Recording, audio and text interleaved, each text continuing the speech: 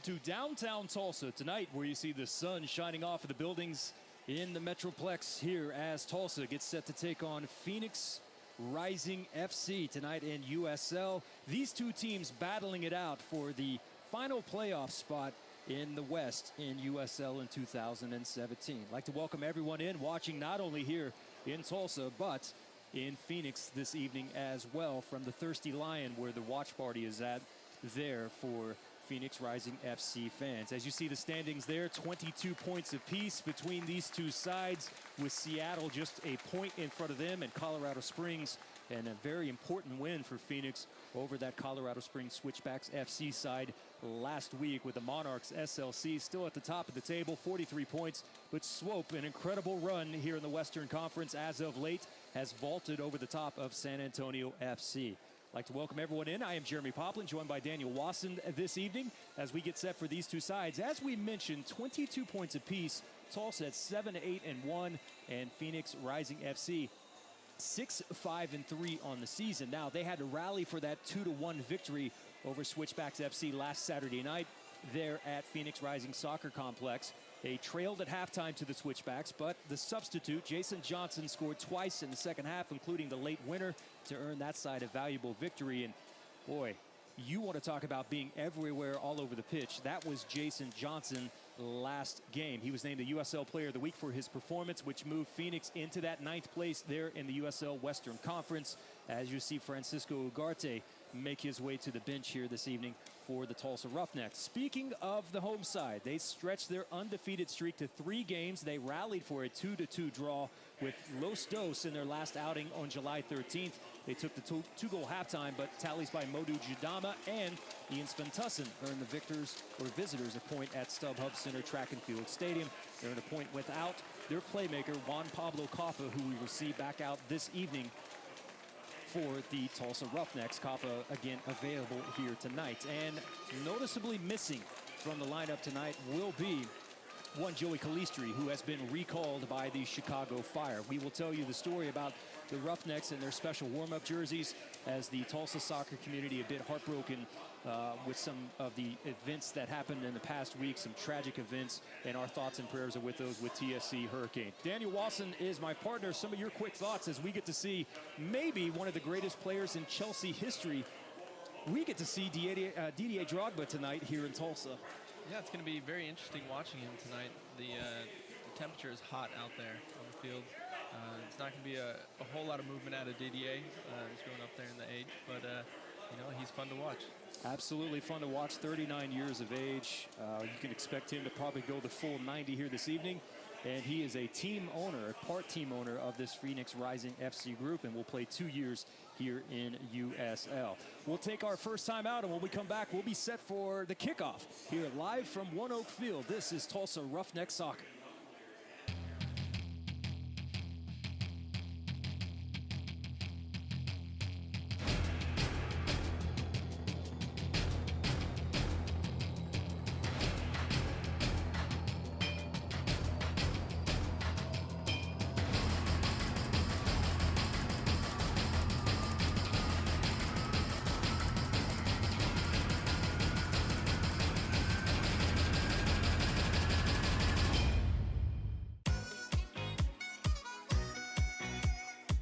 Driller fans, come join us as we celebrate former Tulsa Driller standout and the 2016 NL Rookie of the Year, Corey Seager, as we give out 1,000 Corey Seager jerseys on Thursday, July 27th, brought to you by the Hard Rock Casino, Fox 23, and 97.5 KMOD.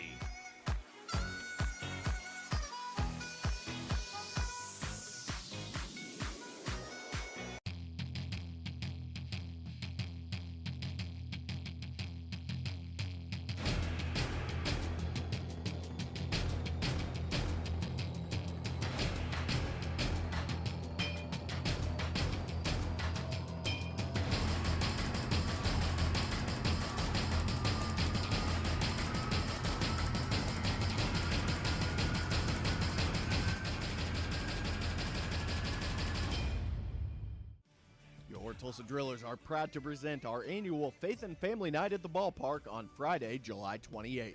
All the fun starts at 7:05 with the Drillers facing the Arkansas Travelers, immediately followed by a post-game fireworks display and a concert featuring hit Christian rock band Citizen Way. Tickets start as low as $7, so get yours today at tulsadrillers.com.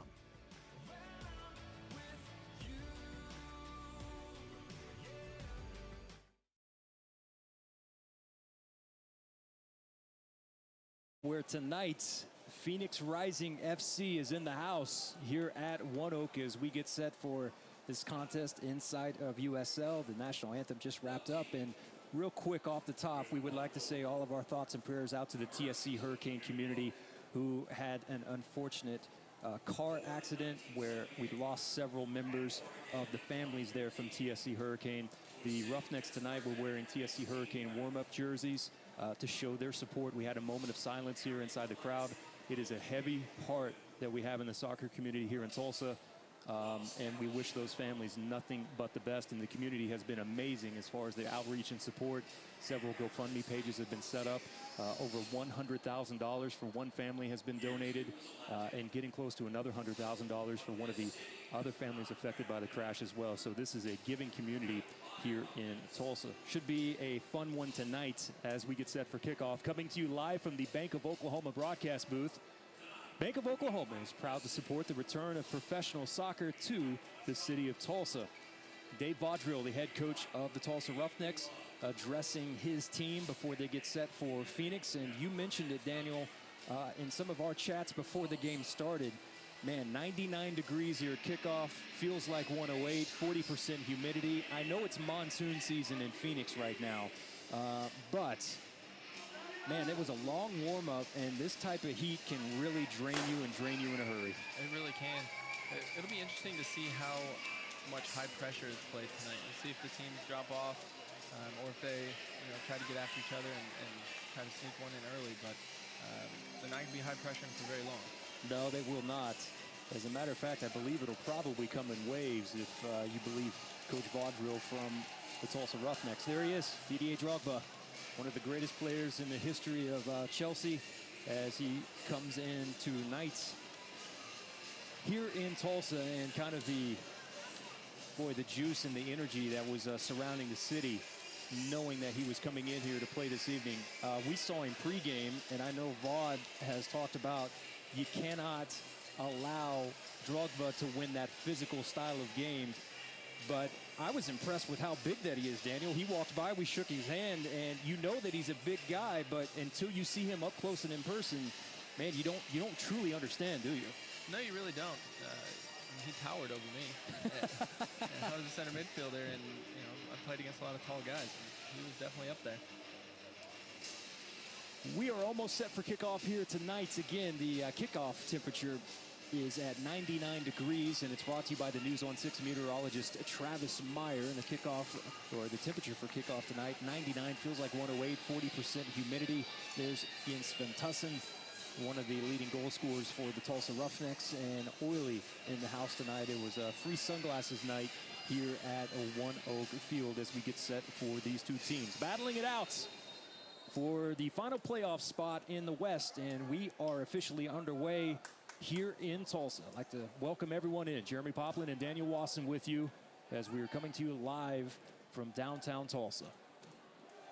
And those of you watching not only on your view on Cox here locally in Tulsa, but in the Phoenix area as well, and on the YouTube feed. You can find that at uslsoccer.com. So it looks like Tulsa's coming out in a 4-2-3-1, trying to pack the midfield. Sometimes we'll morph into a 4-3-3, get those outside players up the pitch a little bit. And a little bit of a difference that you'll see, and Coach Vaude was mentioning this in the pregame show earlier this week, as you get the opportunity there to see Ja'Cory Hayes, who's up on loan from FC Dallas. Coach Vaude, without having Juan Cafa against Los Dos last week in Los Angeles, actually pushed Colin Fernandez, who's a member of the Chicago Fire. Here's a long ball, and Sventussen, little shove in the back in the box, and no problem there whatsoever for Cohen. Cohen, one of the hottest keepers so far in USL, has only surrendered 2 goals in the last couple of weeks and has been one of the driving forces for this unbeaten streak for Phoenix Rising FC. Phoenix will swing it out wide. Tulsa will take that away near midfield, and a bit of pressure there in the back, all the way back to Serta. Fabian Serta back in the net tonight for the Tulsa Roughnecks. Chidama forward finds Rivas. Playing from the far touchline. And that's Fernandez, who has a little space, elects to turn and plays it to your former teammate, Kosuke Kamura. Yeah, Kosuke's been around a while. He came into MLS in 2007, and he's just been a great player for every team he's played for. I really like seeing him here in Tulsa. One of the leading minute getters so far for this Roughneck side. Quick throw in. You can see the pace of play is pretty much what we expected with it being so hot. Like for you to keep an eye on Ja'Cory Hayes, who, again, down on loan from Dallas. Really a guy that can push the pace. Very pacey with the ball at his feet and has provided some extra depth for Tulsa here in the early going. Here's Corrales from the outside, overlapping. Here's Kaffa. Kaffa's service into the box, off of the deflection, and an easy clearance now for Phoenix.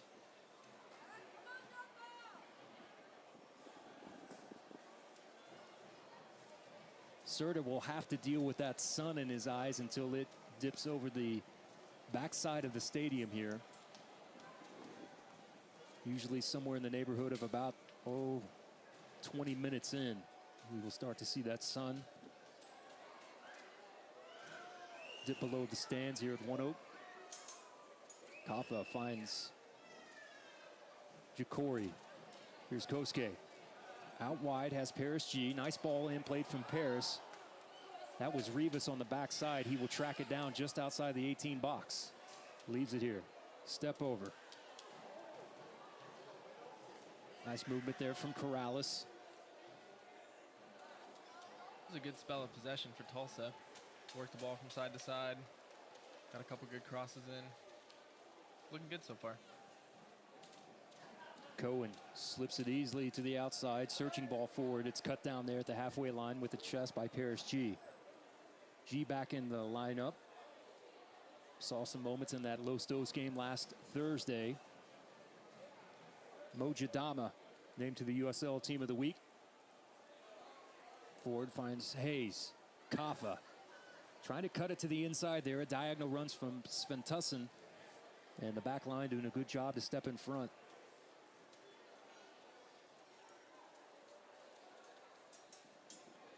Throw in here from Phoenix. Blair Gavin. Chips inside of the box there. No trouble for Serta whatsoever. Comes off of his line. Jadama doing his best to shield off that offensive player. And Serta now will play it short. Roughnecks on the quick build-up. Here the halfway line. That one taken away.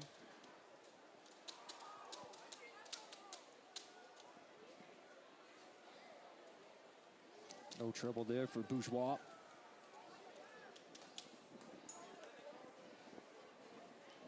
Long ball over the top, Cohen out to the corner of the box and has it.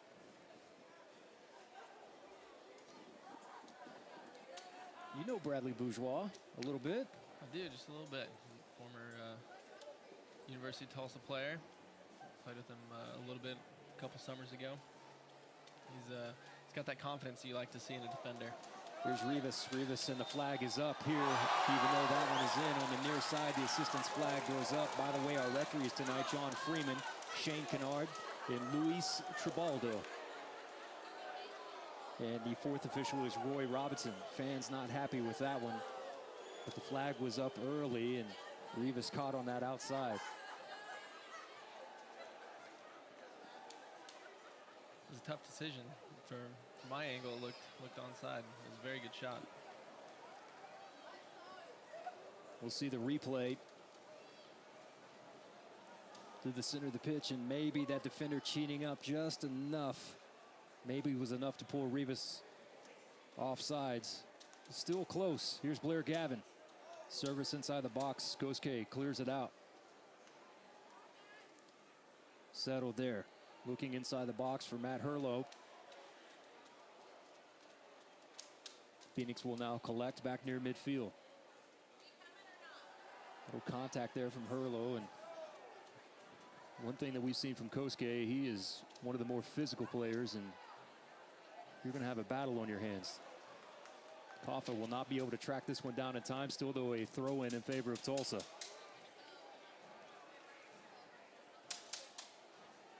Kaffa has Colin Fernandez.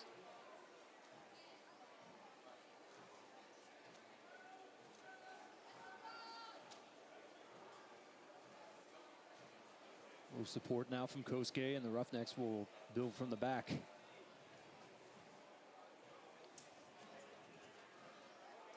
Fernandez finds Sven Tussen. Phoenix is holding a high line, trying to keep the lines compact, but they're just giving a lot of time on the ball for Tulsa. See if we can make a couple combination plays and pick them out. Nice ball slipped in. Here's Fernandez with the left from the outside. That one would be too easy for Cohen. And you're right, that high line, and that was bringing Sven Tussen, the forward, who had to come all the way up to kind of receive that ball. And Sven Tussen at 6'6", I mean, he's a huge target there. And I think one of the aspects about his game that he's getting better at, Daniel, is takes a little bit for some of these younger guys, but if he can learn how to hold the ball up a little bit more at his size and play off from there. Yeah, you're exactly right. If he can give enough time to the midfielders to get up and join the attack, that's a primary role of his. Boy, Phoenix missed a golden opportunity. That was Blair Gavin that could have unloaded one there from just outside the top of the PK area and just completely whiffed.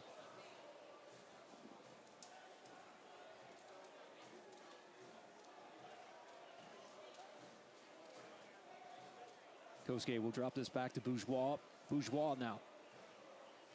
Dribbles into space. Square to Jadama.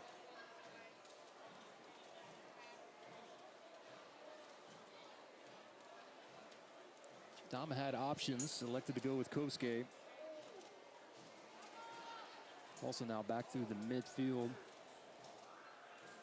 Cut down, and Gavin now pokes this one down the line, but Harlow unable to run onto this one, and Tulsa now with more possession. Into the 10th minute here in Tulsa. Soccer fans, Nike is an official sponsor of the USL. For more information, visit nikesoccer.com.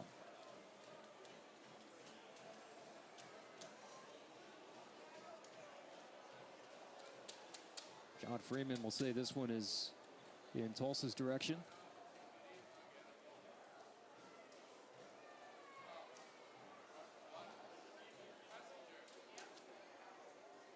With that high line, Tulsa's got to get at least one or two runs behind them, try to get the ball in back and see if they can't take Phoenix back a little bit, give them some more room to play.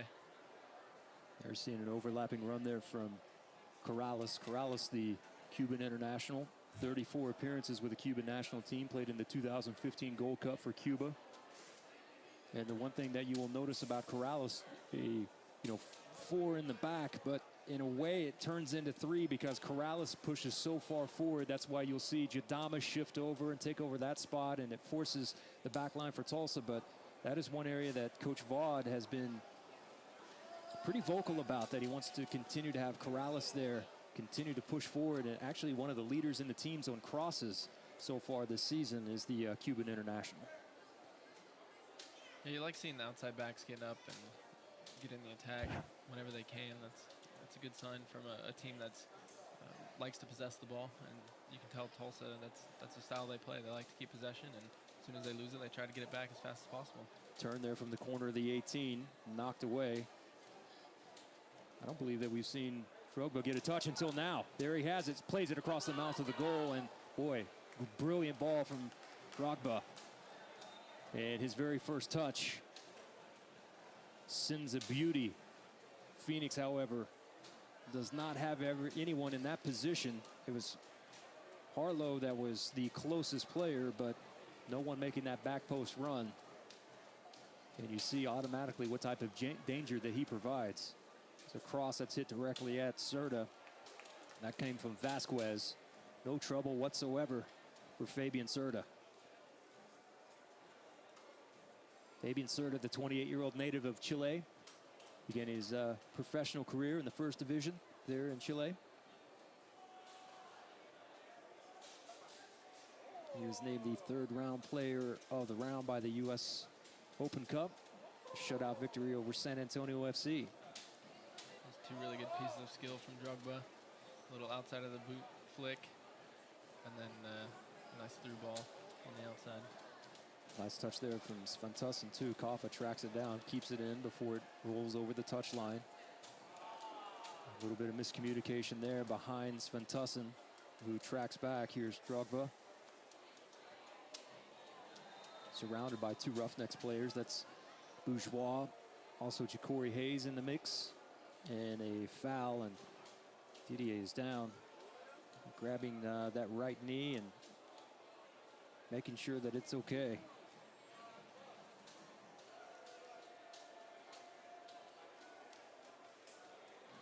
See the foul here on the replay.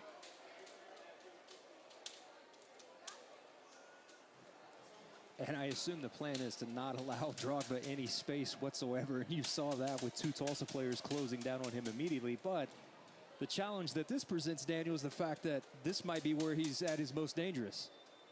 He can play a really good ball in. You'd think from this far out, you might want him in the box, but he went for it. He did. Not afraid to have a go from distance is Drogba.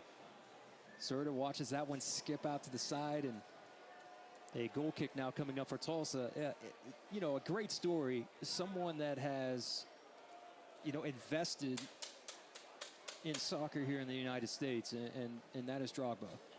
Has become, you know, a partial owner in this Phoenix team from Diplo involved to Drogba. You know, they have their sights set. Here's a nice ball through from Paris G. Keeper comes out of the box. That one played in, and a good tracking back there from the defender, because if that wasn't the case, that was going to find its way in. And Tulsa now with an opportunity with a corner. It's a really good through ball on the outside. Keeper did his best to come out and try to stop it, but man, they got lucky there. The defender got back. Absolutely tracking back Vasquez. Here's Kaffa now. Paris G into the stats here with a shot. Kaffa now with the in-swinger. One of the most dangerous in all of USL. Ball played in, header that's there. And Tulsa has scored here in the early going.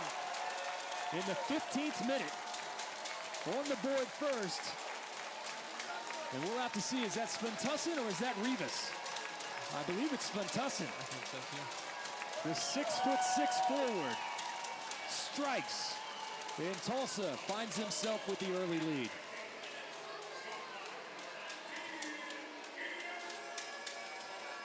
And another brilliant ball from Juan Pablo Kaffa.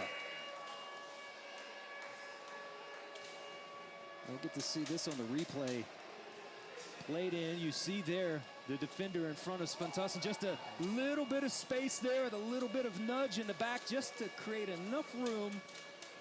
Hey, and credit to him for the finish in the backside of the net. Yep, good header, good finish. Really good corner kick taken too. It was a good ball in.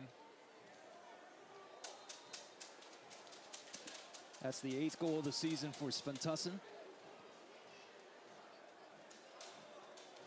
Rivas unhappy with referee John Freeman. Back out to Drogba.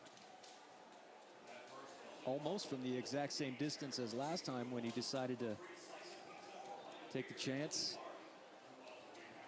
With how big he is, I'm really surprised he's not in the box. Curling ball towards the back post. And maybe you see why. When you put the ball on a dime like that, and that was a great run up from the back from Peter Ramage. And watch this almost perfect ball. Hey, and I want to give credit to Sventusson there as well, because that's your forward tracking back, following that defender, making that run through there towards the back post. Well done from Ian. Of course, Ian's father, Tobias, was a professional tennis player. French Open and Wimbledon. Kaffa, a little game with Cohen there.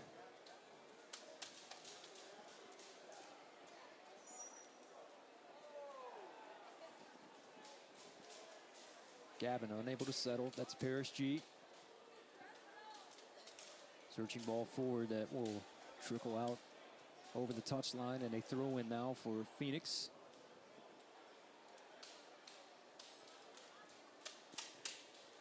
Possession so far 70% for Tulsa.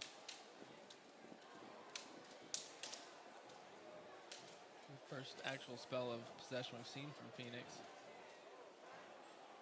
Gavin spins away, uses his man to the outside, Vasquez. Trying to whip the cross in there. Got on the wrong side of his foot. Success rate so far tonight, right at 45% for both. But aerial duels won. That's Tulsa with 100%, which has led us to the goal tonight from Sventusson.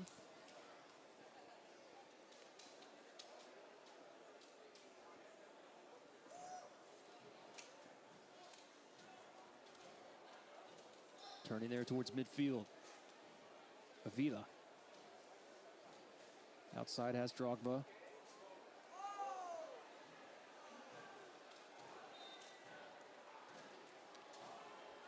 This will be a foul. And this will be a danger area with 11 standing on the ball. A little unlucky bounce up into his hand. Let's see what... You're exactly right. It did bounce up into his hand. Let's see what Drogba can do here. Didn't know if they had got Paris for pulling down the arm, and it just bounced up and hit his arm. Boy, that pass free kick, and then the ball that Drogba just played in as well. Boy, just the ease that it comes off either side of the boot. And danger time now for Serta. And this is the range you practice all the time. Just on the left side of the post. About 22, 25 yards out. See what he's got. Serta's also dealing with the sun in his eyes as well. Great shot here from the camera crew from back behind. Phoenix has 3 members in the wall. Drogba's curling ball, and Fabian Serta had to get down in a hurry. And Drogba went near post and almost was able to make it level at 1. Great save from Serta. It's just 2 professionals doing their thing.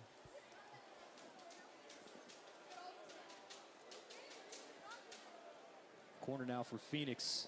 Boy, that one dangerous area, and then an attempt. Miguel Tim had a chance on the follow-through off of the deflection. Too many feet inside the box, but here's a replay of the set piece. Amazing curl, and now a foul here in the box, and Tulsa will have the opportunity to push back forward. USL is one of the most prominent second division leagues in all of the world, featuring some of the game's top talent and rising stars. You can stay up to date with all the latest league news and information by visiting uslsoccer.com and follow them on Twitter at USL.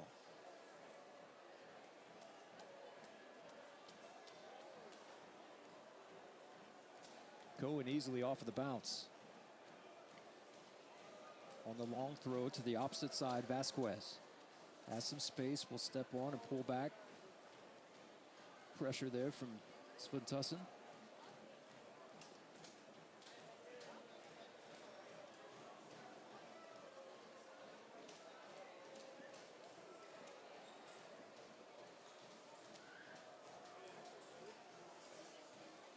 Avila last week was in the position that is normally relegated for Sean Wright Phillips, who is on the bench tonight, dealing with a little bit of a hamstring injury. which is why he was not in the starting lineup for Phoenix Rising FC last week against Colorado Springs Switchbacks FC.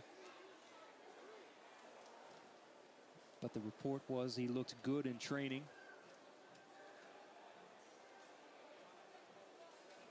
And I would be almost certain at some point, if they feel that he is good enough that to make the trip, that he would be a sub here in the second half.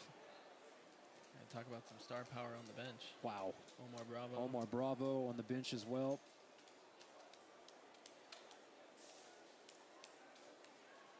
Clearance there from Bourgeois.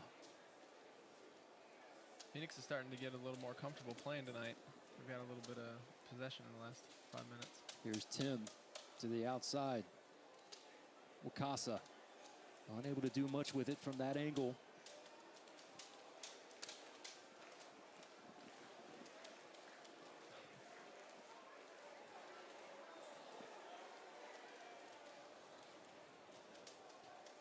Tulsa has a little bit of a different look tonight as well, not only with Ja'Cory Hayes back down from Dallas on loan, but Christian Tieryoung, who just joined the side this week, is a third-round draft pick by the Earthquakes, was playing for Cosmos B team, looking for more minutes, now on loan here with Tulsa. Also, we see Dekovic back from the Chicago Fire, and Brant Bronico also on loan from the Chicago Fire tonight. Both of those guys on the bench this evening. Here's Fernandez. Fernandez! That's the first time we've gotten in behind the defense, and as you can see, it created an opportunity. Fernandez squared up those hips and gave it a go. Just named to the top 20 under 20 in USL, named number 18 in that list earlier this week by USL Soccer. You can check out that list at uslsoccer.com.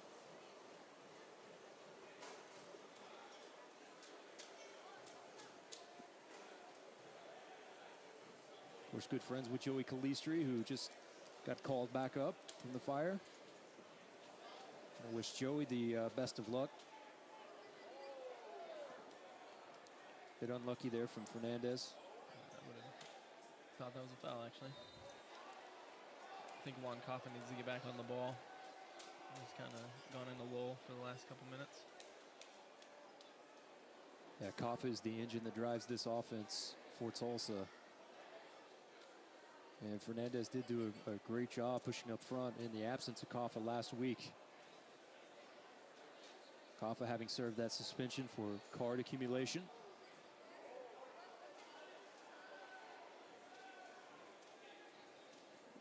25th minute, Tulsa leading here, 1-0 off of the goal in the 15th minute by Jens van Tussen, his 8th on the year.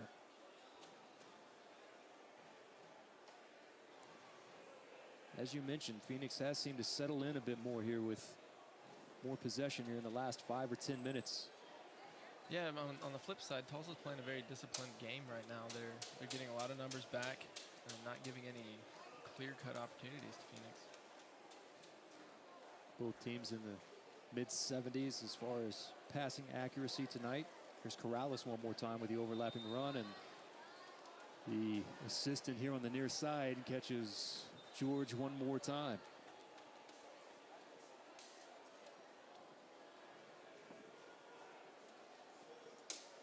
Yeah, and that possession number now 41% for Phoenix. So it has jumped 11% in the last 5 or 10 minutes of play here on the pitch.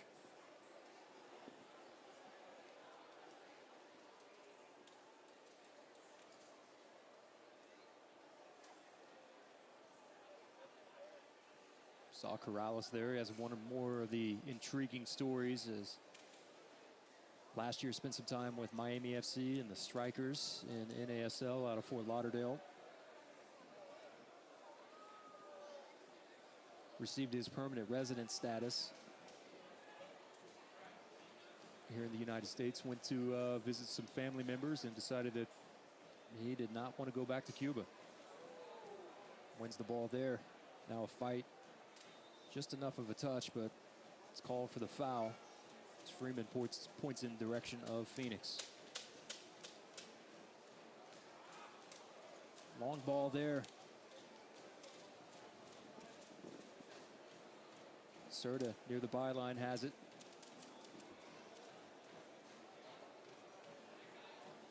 Gogba lost a boot.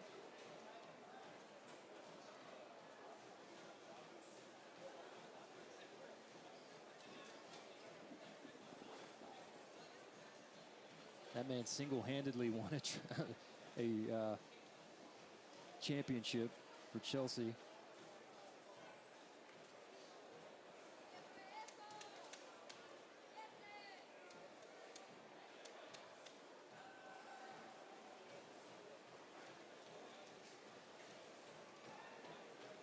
See if we can counter here. Svantusson square to Kaffa. Kaffa had that one knocked down, but Ja'Cory Hayes. Little chip over the top, finds Corrales. Corner of the 18, cuts in. Nice ball there, played towards the penalty spot. Ian got a touch on it. The defender was tracking back. Close pass. Incredible. And now a foul as we'll see Blair Gavin down. He is holding, looks like that left shin area. Watch the replay. I don't even know if he's looking at the pass where he's going. He just perfectly weighted around the defender. Here's that ball. Square there. And this is where they play forward. And great service as Blair Gavin is up.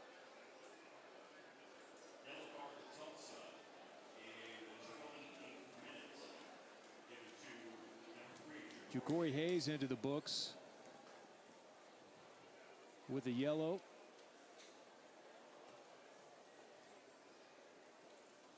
But that hard challenge on Blair Gavin. Crew is out looking at Blair. He's going to be okay. Gives me an opportunity to tell you that you can stay up to date with the latest USL news and information from around the league. Tune in to USL Coast to Coast with Mike Watts Mondays at 9 p.m. Eastern on Sirius XM FC Channel 85. Also, don't forget Sirius XM FC will air the USL Game of the Week. You can check USLsoccer.com for dates and times.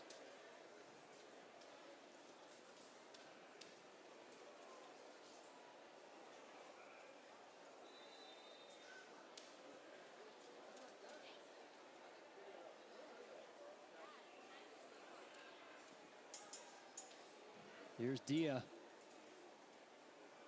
Dia into the box. Easy there for Serta.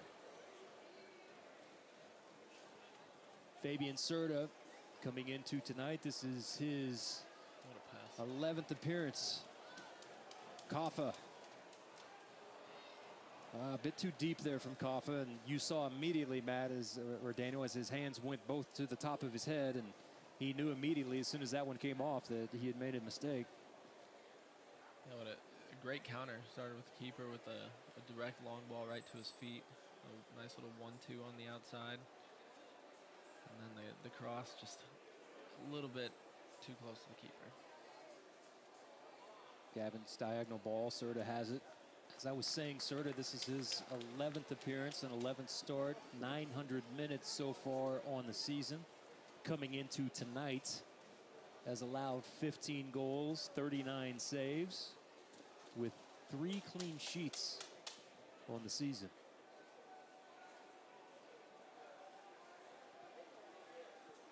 His counterpart on the opposite end, Cohen, 20 goals and 43 saves, right around a 68% save percentage.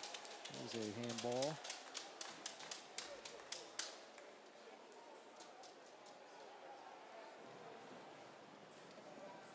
You mentioned that long service from Serta. That's one area that Coach Vaudrell has been very impressed with Fabian, and I think that was one of your first chances to see just how deadly accurate that he can be on those long balls forward. That was one of the reasons that they signed him out of Chile. I mean, it's a dangerous counter opportunity if you can. I mean, that was a laser from his feet right to midfield. And I mean, it's a good way to start an attack.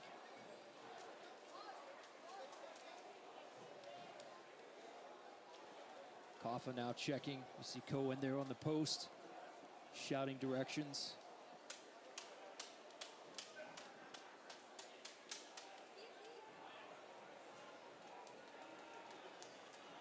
Freeman has him set where he is comfortable. Hoffa with the left foot towards the near post. Slams into the side of the net. Missed opportunity for 10, Juan Pablo Hoffa, and we'll see on the replay. Here's Cohen, and watch Cohen's reaction immediately. That wasn't far off. I think we got a water break here. Yeah, a little bit of a break in action here with the temperature soaring here in Tulsa today. 100 at one point. Of course, the folks in Phoenix are used to that so far this season. Heat index at 108. And here's the view from the side of the goal on this Juan Pablo Hoffa set piece.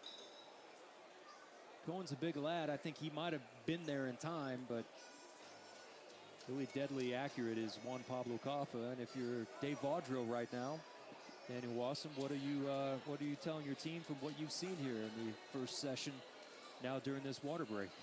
Well, the ebbs and flows of the game have been apparent here. Tulsa started out really well, and then Phoenix started getting into it. I think if I was coach, I would be telling the guys, listen, get your foot on the ball, work it around, switch it from side to side, get Phoenix legs moving in this heat, and see if we can't combine to get behind them. It's also 5-3-0 in their 8 home matches so far this season. Phoenix is 1-3-3 in their 7 away matches. And Phoenix has yet to win here against Tulsa. Roughnecks are 3-0-1 all time against the franchise, including a 2-0 mark here at ONEOK Field. As you see the sun starting to set here in downtown Tulsa, and now the pitch is completely covered up with the shade. As we are finished here with the hydration break, we get set to come back to action.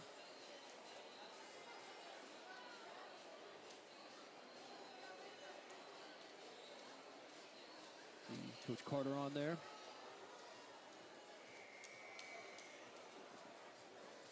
'16-year career as a player. 31 goals and 416 matches.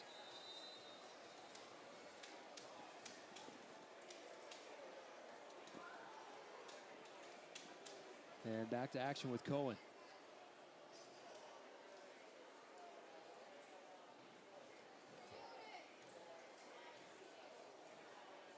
Fernandez dropping back, almost able to come out of there with that ball, cutting towards the byline. Good tackle there from Kosuke.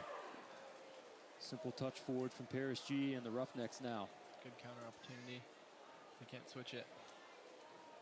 That's ball played back forward. It's Fernandez. Fernandez looking square, has Rivas. Rivas now.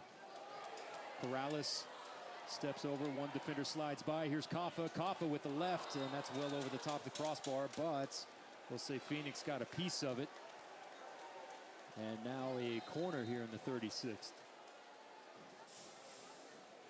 That's nice build-up on the counter. That was a good spell of play right there. There's Northeast Oklahoma Football Club. 0-2. Man, I'm getting old. 0-2.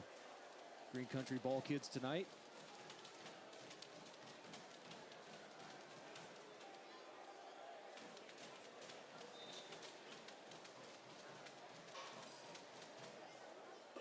Hoffa from the far corner.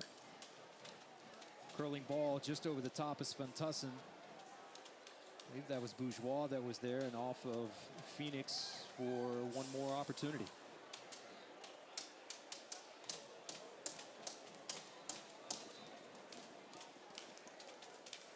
Now the referee will have a chat with Jadama.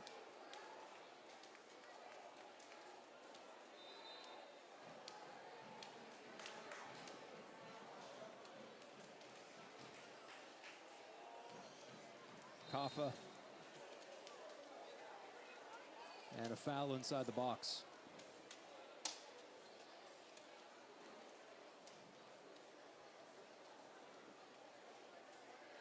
Sometimes it's a little unfair for those big guys in the box. Daniel, come on. You're just trying to clear some space for yourself. Come on. Yeah, well, I mean, when their arms are head height. Well, when you're 6'6", it's hard to get away with anything, really, inside the box. Yeah, it doesn't take much to get a foul called against you. Not at all.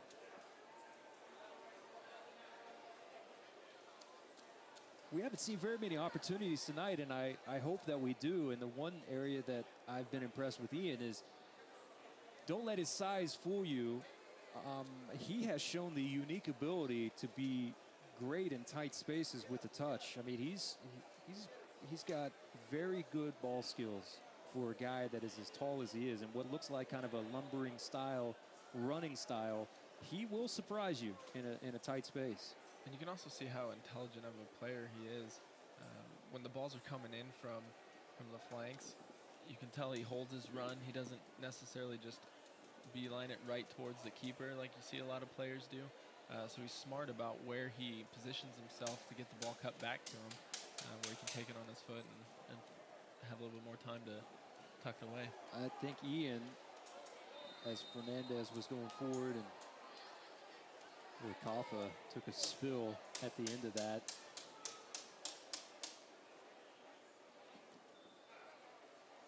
We'll hope that he's okay.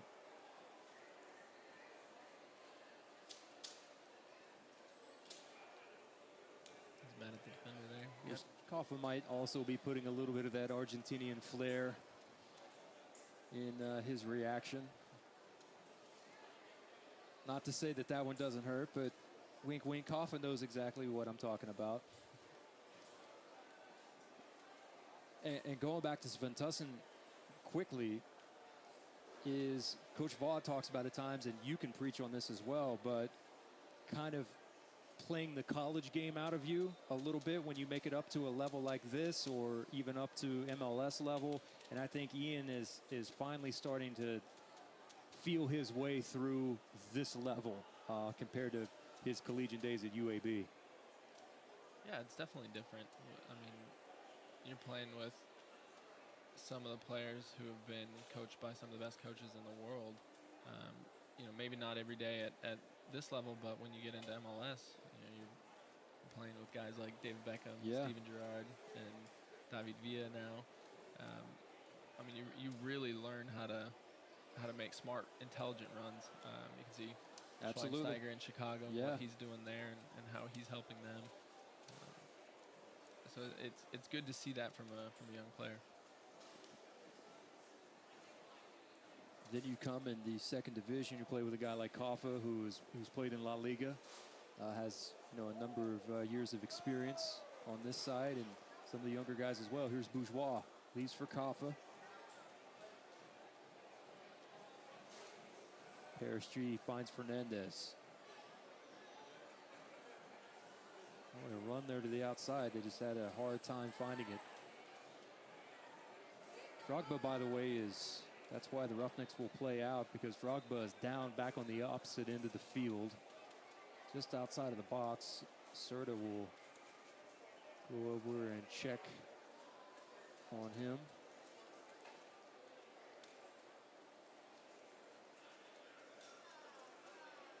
Maybe a little Charlie horse. Yeah, might have caught a knee right there. Trainer is out to look, make sure everything is okay. Soccer fans, Nike's the official sponsor of the USL. For more information, visit NikeSoccer.com. And you can stay up to date with the latest USL news and information from around the league. You can tune into USL Coast to Coast with Mike Watts Mondays at 9 p.m. Eastern on Sirius XM FC Channel 85. Don't forget, they will also air Will Sirius XM FC, the USL Game of the Week. You can check USLsoccer.com for dates and times.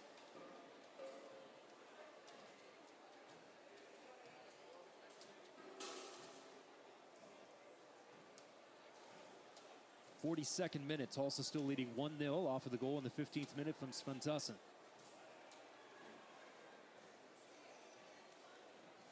I'd say Tulsa needs to take advantage of this while they're playing a man up, but to be honest, DDA doesn't play a whole lot of defense anyway. So no, you're exactly it's right. Really only when Phoenix gets the ball do they get the advantage. And DDA just got the all clear to come back from John Freeman. Still trying to fill that out. You can see there 11 on your screen. It's one of those where you want to run on it as fast as possible because it's one you can play through, but it's going to hurt tomorrow. Kaffa back to Serta. Drogba with 4 goals so far this season. Also has 2 assists. You know, Omar Bravo, who's on the bench, who's the leading goal scorer in Guadalajara history, has just really had, you know, bad luck as far as finding the back of the net. He got on the board a couple of weeks ago, finally for the first time, and seemed to be kind of feeling his way out a little bit here in USL. Bravo with 2 assists on the season. Sean Wright Phillips, who we have not seen yet, leads the team in chances with 23. It's funny how that happens when some of the best scorers go into a new team. They're pressing to get a goal, and it's just not quite there. But then once they finally get into a rhythm and a flow, it just seems like the floodgates open. What's the energy level like if you're a guy that you know you're playing against a guy like Drogba in the stadium? And what was that first moment for you? We'll come back to that. Paris G towards the byline. It's cut down there. Can Ja'Cory Hayes get there in time? He can! And he slams it into the back of the net. Ja'Cory Hayes on the follow-through from midfield puts Tulsa up 2-0 here in the 44th minute. Oh, sit down from FC Dallas on loan. And scores his first goal as a member of the Tulsa Roughnecks. A bit fortunate to bounce right to him, but he's in a good place at a good time. You see on the replay as the smoke from the roustabouts fills in behind the net. That's Paris G. Yes, that ball cut down right there by the defender. And the guy was trying to clear it, and he went and blocked it, and it bounced right into the path that he was running. So that was, I mean, he created his own luck there, and the ball bounced his way and tucked it away. That was Wakasa, the defender. And good on Hayes in his 3rd appearance for the Roughnecks. Well, they say 2-0 lead is the most dangerous one to have, but I'd much rather be up 2-0 than down 2-0. Absolutely. Foul here towards midfield will get a number as far as minutes added in just one moment from our 4th.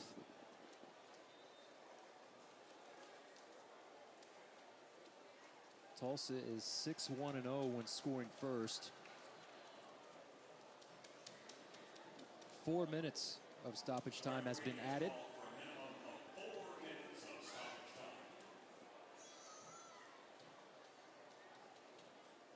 Tulsa is also 4-0 when leading at the half in 2017 so far. So the numbers bode well.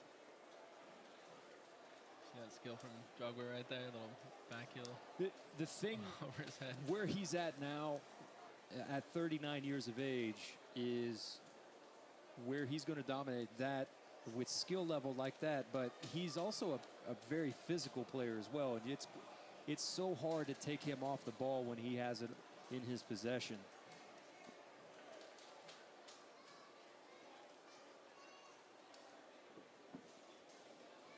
And playing a player of his caliber, at times, it seems like he's 4 or 5 moves ahead of you. Yeah, just the speed of play, the way some of these top-tier players can think, the quickness that they can think and really see the game before it, happens. Kind of like playing against a master of chess. Yeah. They know the moves are going to happen before they do, and that's what you really get when you play at a top level. Speed's just so much faster than everything else. Clearly, I think that a player like him, he can open things up, but in some instances as well, where it can work against you is if you have guys that want to stand around and watch. He does create opportunities, but the supporting roles around him, you cannot stand and watch. You've constantly got to be moving around him. Yeah, you just gotta trust that he's gonna play the pass as he should, and so far what you've seen from him is exactly that. If he's got an open player, he's looking to make that pass instead of do something fancy just to show off. Just saved and sent forward.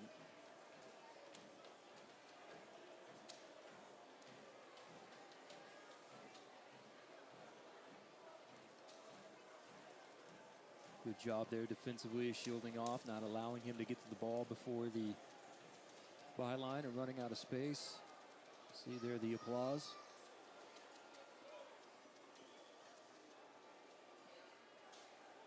Again, we had 4 minutes of stoppage time added. Serta so far on a clean sheet.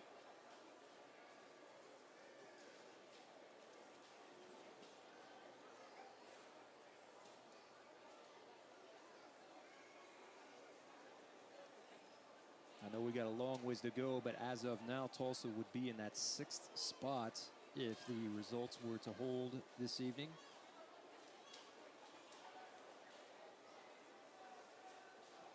Actually tied for 5th with Sacramento.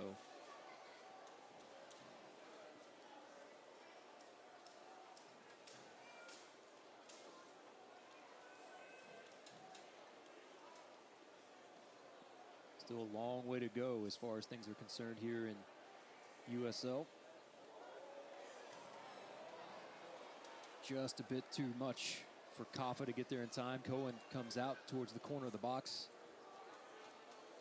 I've been impressed with Hayes tonight. He's been that pivot point right in the middle. Yes. Getting the ball from side to side, which is needed. He's also been able to play a little tight 1-2s to free up some space.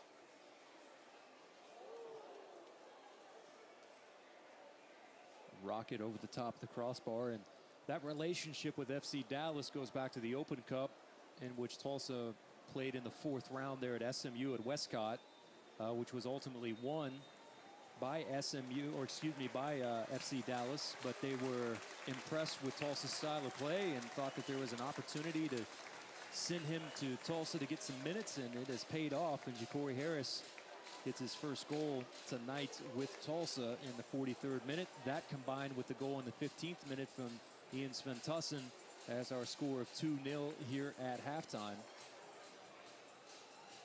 We'll get a word with the head coach of the Roughnecks coming up here in just one moment.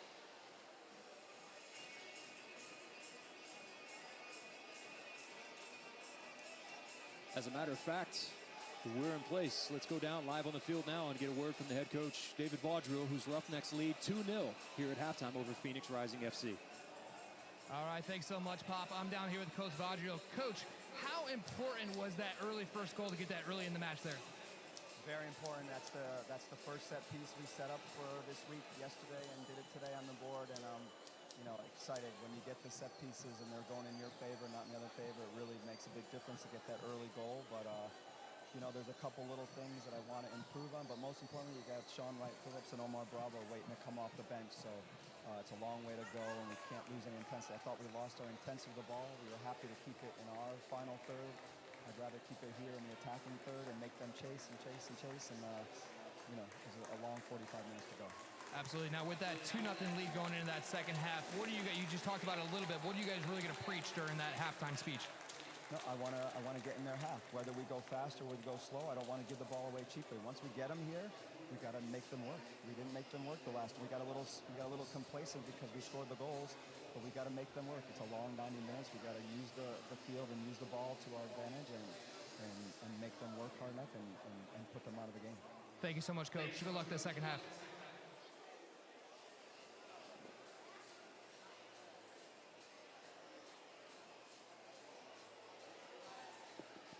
All right, thanks, Justin. Tulsa leading 2-0 here at halftime. We'll take a timeout, and when we come back, halftime here live from ONEOK Field with the Tulsa Roughnecks leading 2-0 over Phoenix Rising FC. This is Tulsa Roughnecks Soccer.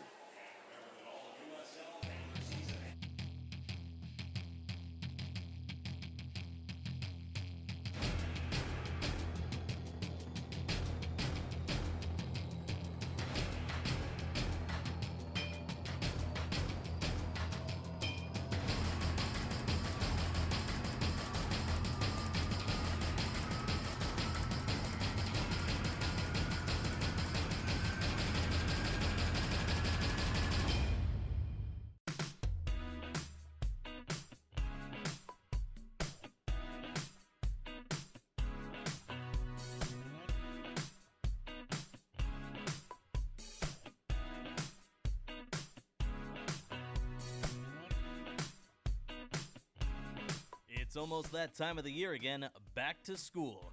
Make sure you go back to school in style with this one-of-a-kind Tulsa Drillers lunch pail. The first 1,000 kids under the age of 14 will receive one on Saturday, July 28th, brought to you by Williams, Tulsa's Channel 8, and El Patron.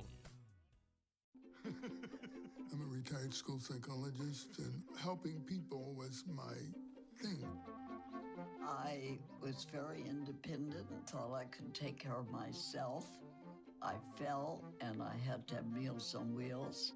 After my stroke, when Meals on Wheels started, I was on the other end of the stick, so to speak. Meals on Wheels, coming to my door as someone who's housebound, having someone check on me, assures me that I'm not forgotten.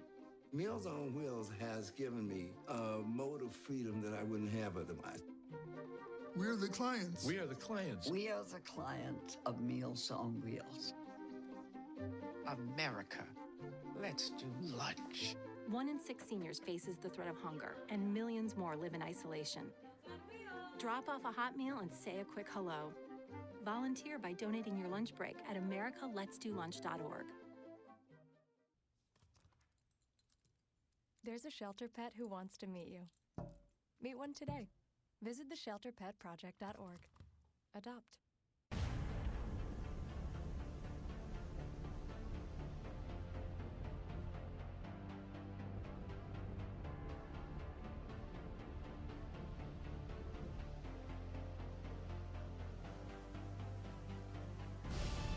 We've raised the stakes.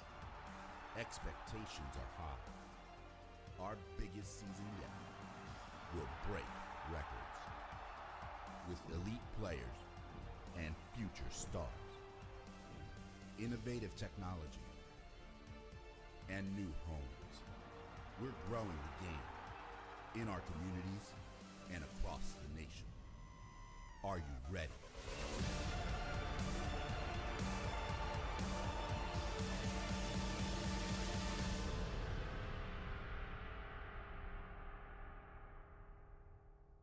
We are officially past the midway point of the 2017 USL season.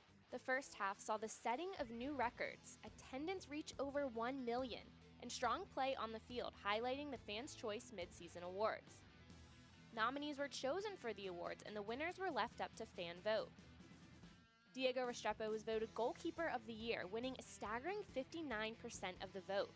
The San Antonio FC goalkeeper started the season as the backup, but stepped in after Matt Cardoni's injury and has racked up 7 clean sheets along the way, to go along with a .39 goals against average and a .862 save percentage.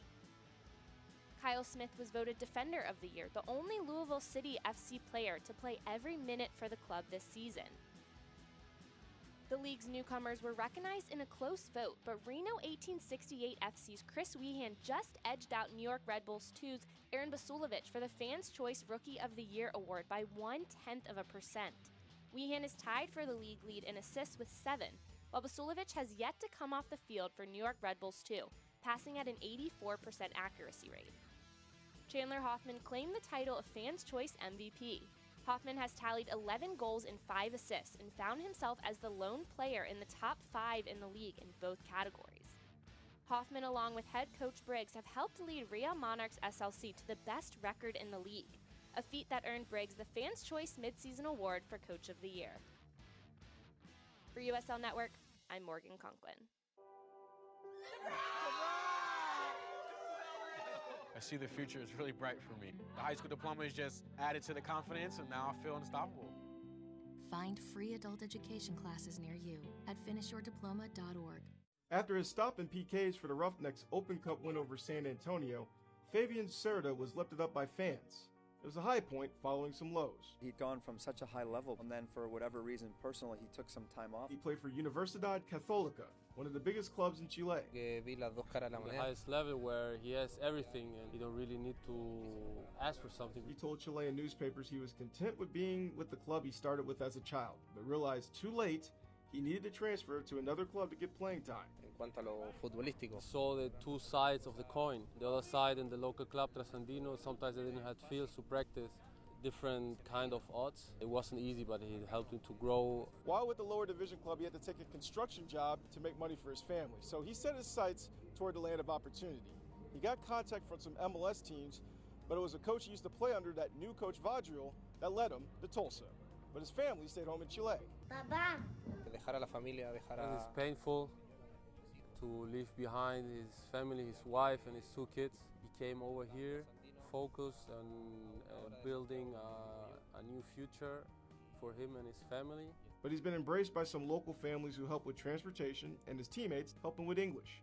Most importantly, once this regular season gets over, we should be making plans for him to come and bring his family with him. Making motivation to succeed much stronger. On to see and on the story, Harold Kuntz, News on 6 Sports.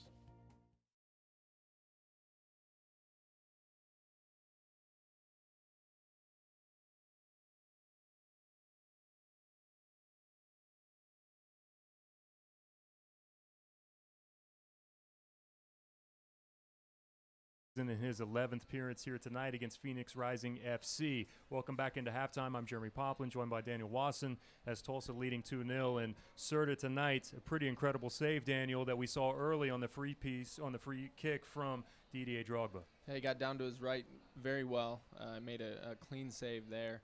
But really his distribution has been what's been impressive tonight. When it's been on to counterattack, you can tell he's looking to get that ball out early, and he hits it on a rope. Yeah, and that's one of the areas that Coach Vadriel has been very impressed with Fabian Cerda so far this year, and one of the main reasons why he's been as successful as what he has is because of that distribution. As a matter of fact, we'll get to see one of the replays right here. We'll watch him get down. It's just a brilliant ball there from Drogba, and Cerda was able to get there, got a piece of it. And one of the reasons why he was called up also as well from the Chicago Fire to train with them for a couple of weeks ago. So we're getting to see a top of his game Fabian Cerda here tonight. A couple of your quick thoughts on the first half. I think both teams have played very well. Tulsa started out high pressing, and they got a lot of possession because of it. And then Phoenix kind of got into the flow of the game, and they started creating some chances. But Tulsa's been defending very well. They've got numbers behind the ball. They haven't allowed any tough combination play to get through them. And they've looked good. And then, of course, the 2 goals. It's just well done. Yeah, and you heard Coach Vadriel there at halftime talk about you got to make them work for another 45 minutes, and knowing that you've got Sean Wright Phillips on the bench as a potential sub, and then also Omar Bravo. I mean, potentially your hands are full here in the second half, and as we mentioned, most dangerous lead in soccer is 2-0. Roughnecks still have their work cut out for them. Yeah, we'll see what the coaches decide to do. If they're going to bring on both Omar Bravo and Sean Wright Phillips, I think they should. Obviously, that's a lot of firepower to bring off the bench. And they can certainly make things happen.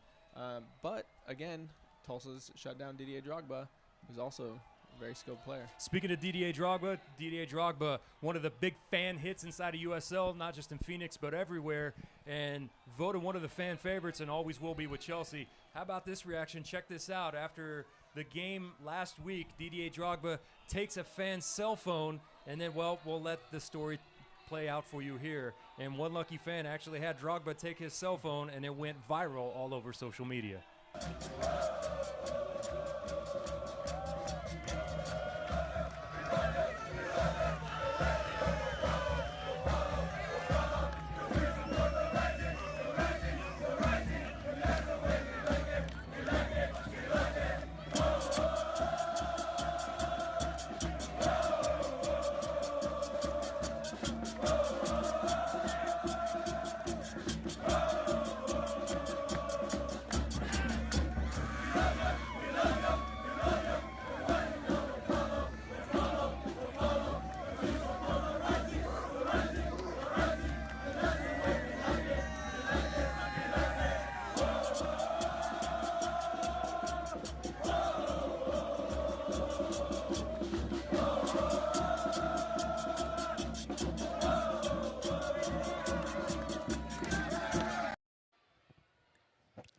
have it, the footage from Drogba as he took that fan's cell phone from behind the goal. Boy, 12-year-old Jeremy Poplin would have absolutely flipped out at that time. Heck, 36-year-old Jeremy Poplin might have freaked out if Drogba would have taken my cell phone after one of the USL games there in Phoenix. Roughnecks leading 2-0 at halftime on the goals in the 15th minute from Ian Sventusson, his 8th on the season, and then goal number 1 for Ja'Cory Hayes in the 43rd. And I think we might actually be able to go through and look at some of the highlights as we are coming to you live from the Bank of Oklahoma broadcast booth. And here in the first half, here is a near goal from Tulsa in the early going, and it's that man again, Ja'Cory Hayes, making things happen through the center of the pitch. And this was just an offsides as Rivas was caught. Here's the first touch from Drogba, right across the mouth of the goal from Serta. And we had just made reference as well. Here's this goal from Sventusson, who, Daniel, just a little bit of room there, cleared as we see this view right here from the front post. And a great finish as well from Sventusson. And the thing was, he was in front of Drogba. So it's hard for Drogba to do anything because Sventusson's just as big. Another brilliant ball played in, just missed to the opposite side. Here was the danger area, and here's this save from Serta that we saw earlier. Boy, had to get down immediately, and you could see La Union 918 in the background cheering on their keeper.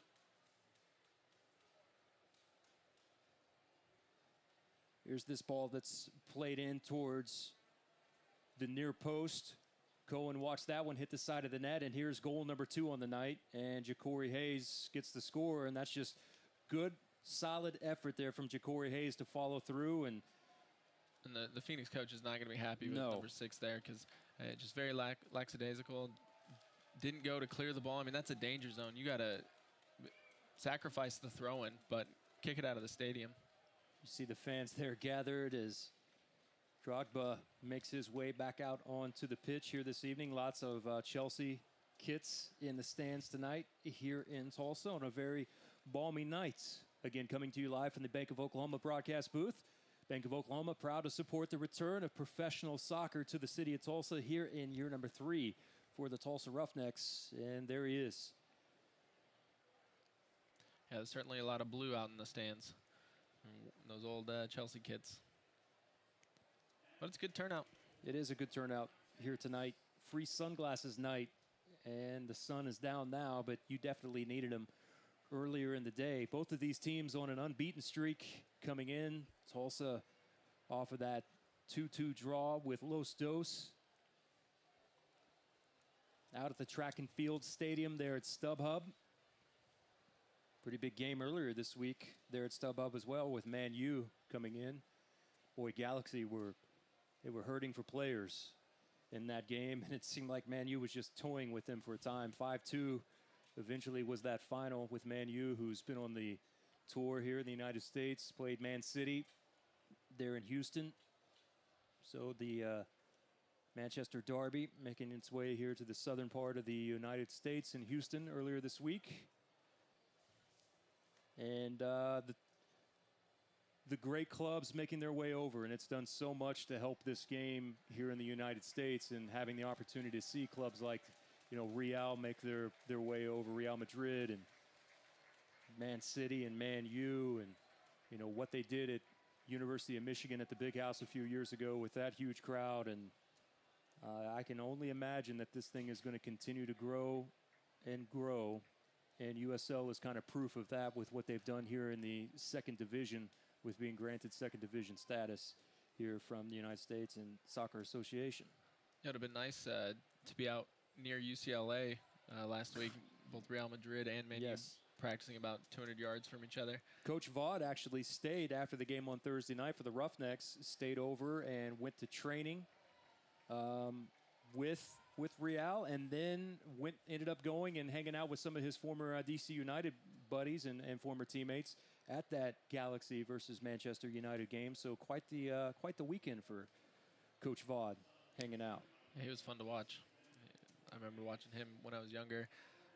You mentioned a younger Poplin wanted to be in the crowd with Didier Drogba. Yeah. That's how I felt with the Colorado Rapids back in '96. I would go up and watch those games, and Marcelo Balboa would sign autographs till everyone was gone. I had a Marcelo Balboa dog tag that I wore for the longest time. I was probably the biggest dork in high school, but I was still wearing my Marcelo Balboa dog tag at the time. And that was kind of my question. I know some of the players were jacked about the opportunity to play against some of the talent here on the field tonight. What was that moment for you when you first got up to MLS? What was that? Oh my gosh, I'm playing against this player. Yeah. Being on a team with Pablo Mastroeni and Clint Mathis and Jovan Karofsky, some of the guys that, clear national team players who were some of the best players. I mean, Clint Mathis, his skill level was just so far beyond anyone else's around him. And then, of course, Pablo Mastroeni and the... So just going to training for you. Just going to training was fantastic. And in 2006, when, of course, Pablo was with the U.S. national team and playing against Italy, and he got the red card, and our whole team was gathered around after practice to watch the game, and of course we were all giving him crap for that, but always great to have just those truly gifted players that carry themselves in almost a completely different aura about them when they step out onto the pitch. And talk about another player that brought a lot of fans out, Freddie Adu. My first time on the field, played the last 3 minutes against DC United, and my first time on the field, Freddie Adu gets the ball, and he's dribbling at me right at top of the 18. I am thankful that, for the most part, the media in America has at least trying to stop compare all of our younger stars to Freddie Adu or who's the next Freddie Adu. I'm happy that we've kind of pushed past that cycle. Well, there's so much growth between the ages of 16 and 24. So when he came on at 14 years old, I mean, he was phenomenal. There's no question about it. But he goes overseas and he's playing against players who are as good as he is, who are 10 years older than him, have so much more experience. There's a shot well over the top of the crossbar. We've seen some changes here in the lineup for Phoenix Rising FC. That was the sub here at halftime, Jason Johnson, who was the player of the week, who was all over the pitch in the final 10, 15 minutes of that game last week against Colorado Springs. And already with his first touch, Sean Wright Phillips, and you can see kind of the difference that he made here towards the touch line. And Phoenix just trying to pull one back now to try to get directly back in this game. Here's Sean Wright Phillips. Well, we knew the firepower was coming. They just said it's time to go. Down 2-0. What do you got to lose? Put him in at halftime. Ball an angle there from Wakasa, looking for the run of Jason Johnson, cut down by Bourgeois, who got there first to play over the touchline. There's a throw in. Now for Phoenix Rising FC. Here you see the 6 goals and 36 appearances for the English national team for Sean Wright Phillips. Simple touch here to the outside on the cross. Comes in. Jadama in front of Serta. Corrales unable to do much with that one. Sends it out of play, and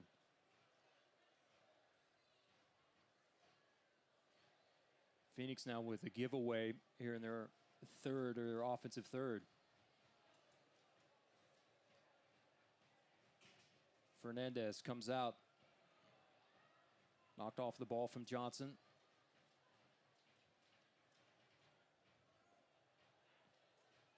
Good ball inside the box. Serta with the kick save. Breaking free on the back post was Avila. You don't see that too much from a keeper, but you got to do whatever you got to do to get that out of the net. That's twice we've seen that this year, and this is a foul. Whistle was blown before that shot, but this is an extremely dangerous area one more time. Here you see Serta 5th in the Western Conference with saves. I imagine Drogba will go with a little more power instead of finesse on this one after seeing the save in the first half.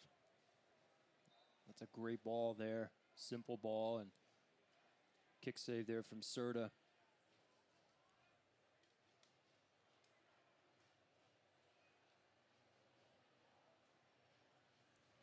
What about 25 yards out?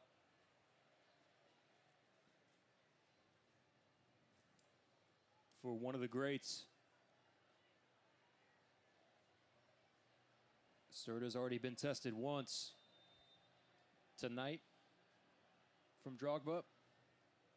Low driven ball directly into the wall, off of the deflection, pops directly up inside the box, and the Roughnecks able to clear away. Here's Jacori, harassed from behind by Jason Johnson.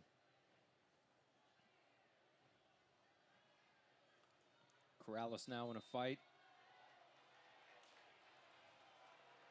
Flag went up and was waving there from the assistant. It's Matt Watson.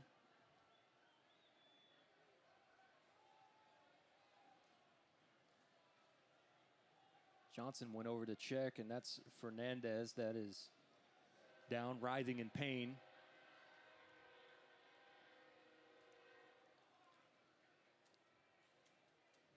You can see what Drogba was trying to do on that free kick, trying to get it up and down on the far post.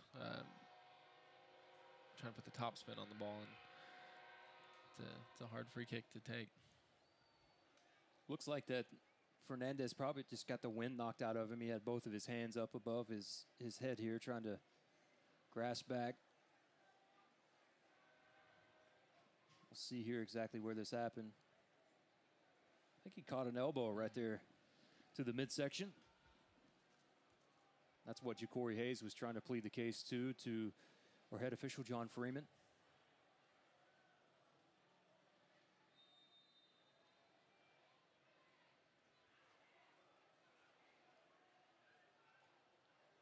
Hit directly at Serta, had to punch that one away. Fernandez with the header, not out of danger yet. Good skill at the top of the box, a little nutmeg there. Trying to close down on him, and that's Kosuke that comes to help clean that play up. And now Tulsa with an opportunity to push forward. Everyone up out of their box. Kaffa smartly just puts his foot on the ball, had no one going forward. Smart play. So just keep possession. Now if they can get it out the other side. Unfortunate mishit there. I thought that ball might go more towards the corner. Yeah, I think that was the plan. Just got it on the wrong side of his foot. Yeah, Jacori just raised his hand. Acknowledged the mistake.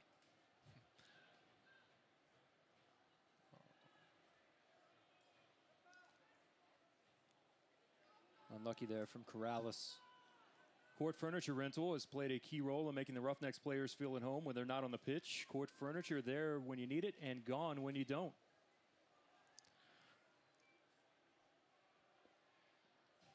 I know Drogba's a free kick specialist, but you got to think he's better served for their team in the box. There are many players that can take a corner kick. He has been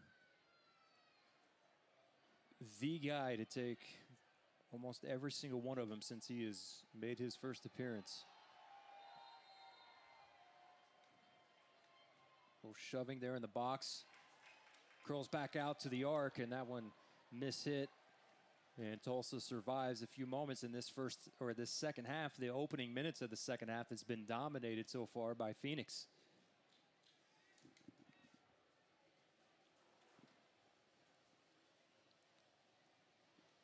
You can tell Phoenix is putting a little more pressure up top, trying to make Tulsa go long out of the back, and Tulsa struggled with it a little bit. But here we go. Kaffa now. Pulls back, has Fernandez. And we'll see now if maybe Kaffa can have a little bit more of the ball, as you mentioned towards the end of the first half there. It seemed like that he didn't have as many touches as what someone of his caliber should have. But you can really see the triangles that Tulsa is trying to get into.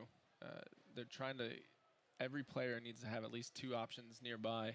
And you can see the runs that they're making are getting in between defenders just to make that nice combination play. Phoenix has adjusted a tad bit from what we saw last week. It was more of a traditional 4-4-2 last week. Well played ball over as Cohen had to come out. Saying it deflected off the keeper for a corner. Yeah, Paris G. Yeah, Phoenix last week more the traditional 4-4-2, and where they got into trouble was that the diamond seemed to get stretched a little bit too much there in the middle, and they were really lacking as far as possession is concerned. I believe they might have changed this. Did the referee overrule? Yeah, it looks like the AR. AR.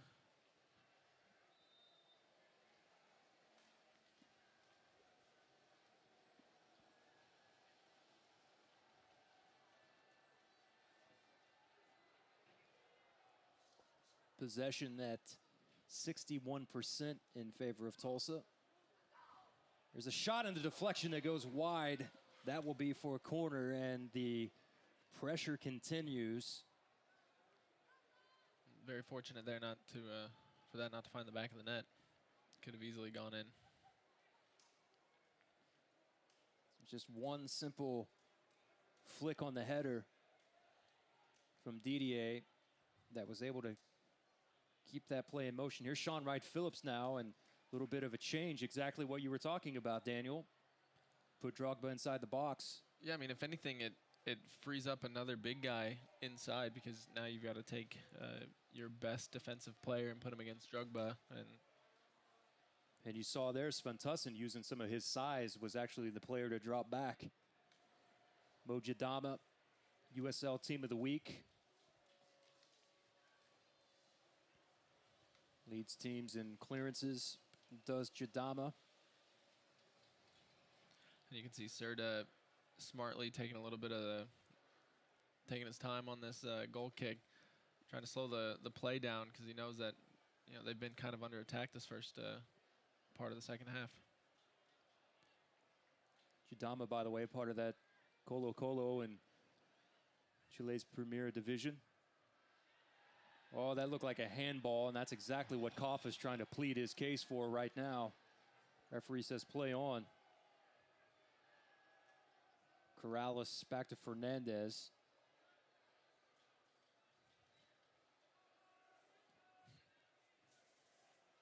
Good pass by Sean Wright Phillips there.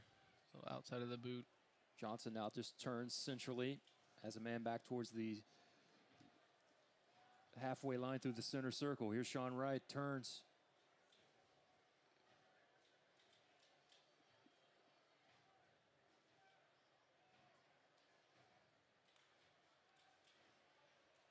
Here's Sven Tussen on a long run for Paris G. He's going to get there in time. Yes, he does.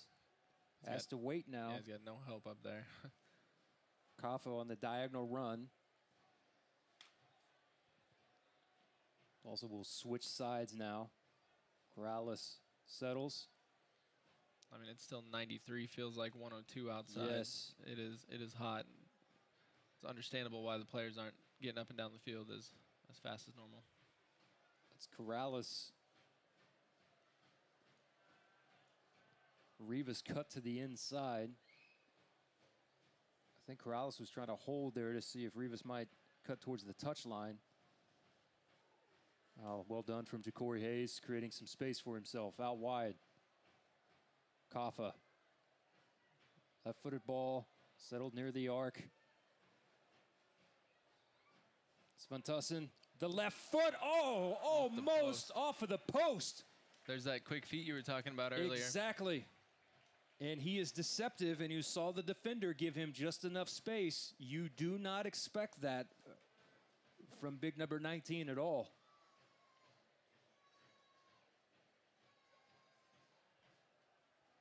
Almost adding to his tally. We'll see the replay here.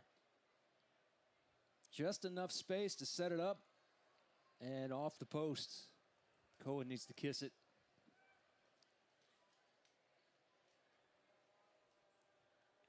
He just created that 1 yard that you need, got the shot off, and it almost was 3-0. Sven Tussen is a fan favorite here in Tulsa.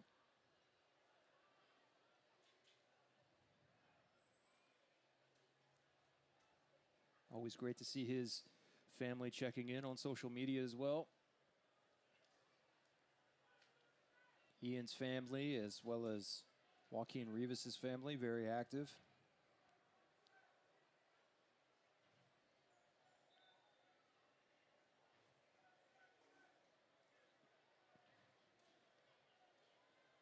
See the subs for Tulsa.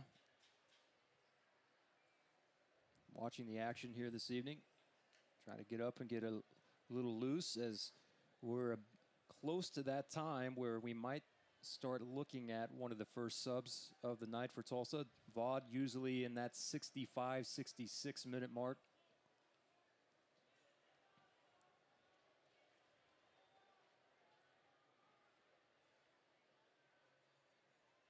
That's pretty common around the 60th minute to get at least your first sub in. Get some fresh legs on there.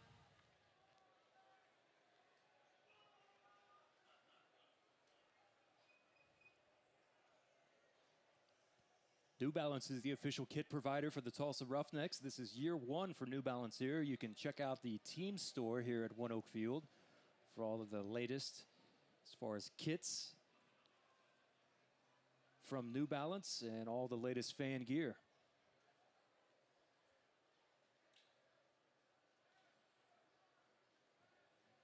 It's also the first club in North American history to have the New Balance kits.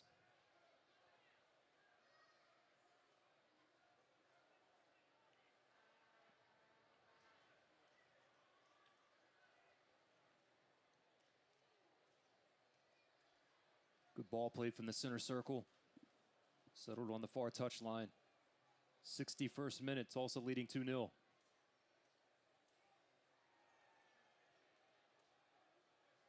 Paris G hacked down near midfield.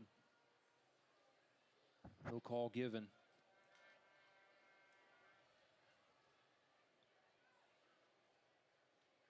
Corrales and Rivas attempting to harass Johnson.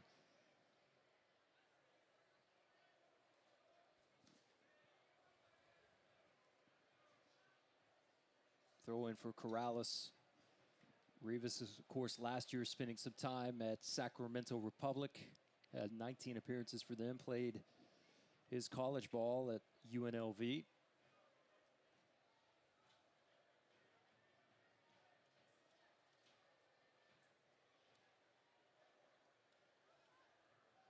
Just enough of a touch there from Didier to hold things up for just a bit.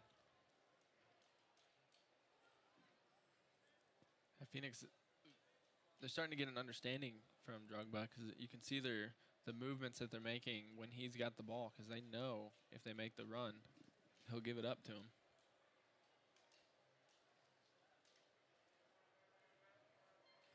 Simple touch back. Left-footed ball. Low towards the corner of the 6-yard box. If you notice, Bradley Bourgeois is being a little mosquito on Drogba. Yes, he is. He's just been man-marking him. Been holding him pretty much this whole half. And Bradley will take that challenge. Corner now.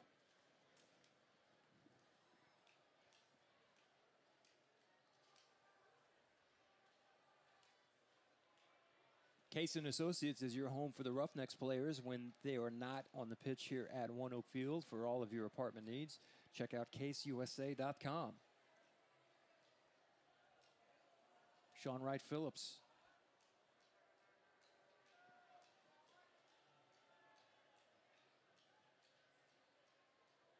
Oh, Drogba on the run, just missed that curling ball as Funtussen got caught up in traffic. Little pick play there.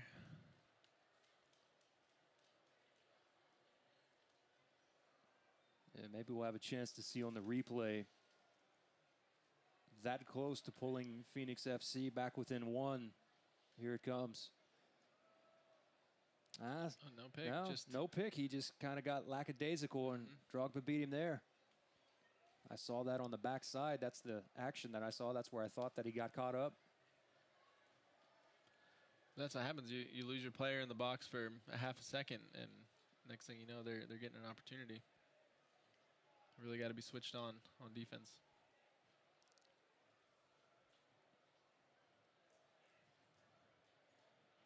Any surprise to you that Kosuke is still playing at the level that he's playing at? No, Kosuke he's a machine. I mean, the guy takes such good care of his body. He's always got so much energy. I think he could play another 10 years. Through ball, looking for Kafa. Well done from Fernandez, and even better job from the defender to knock Juan Pablo off of the ball. Good defending there from Wakasa.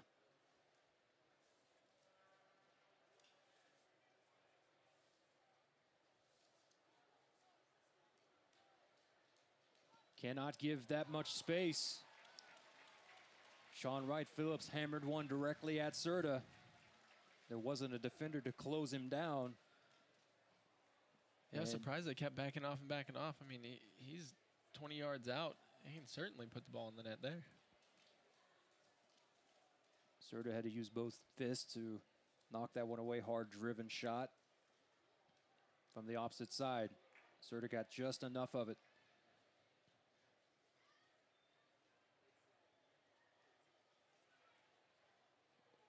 Off of the deflection on the hand. Here's Blavengare's throw. There's a caution. So into the books. Corey Hayes has to pick himself up off of the turf. Still down for a brief moment here. That's Sean Wright Phillips with the booking.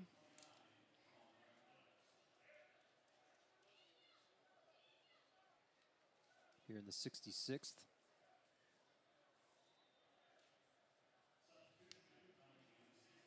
We'll have another sub now for Phoenix.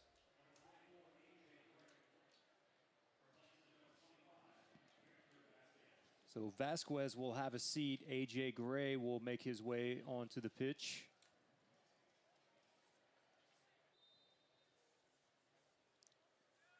Still have yet to see Omar Bravo. A.J. Gray, 5'7", out of Ontario, Canada.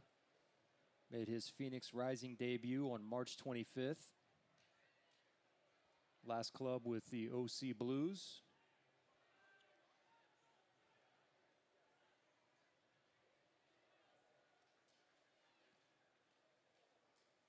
Corrales has been a solid left back tonight. He has been, I think, in most fans' opinions, probably outside of Kafa and obviously the loanees from Chicago, maybe one of the better signings.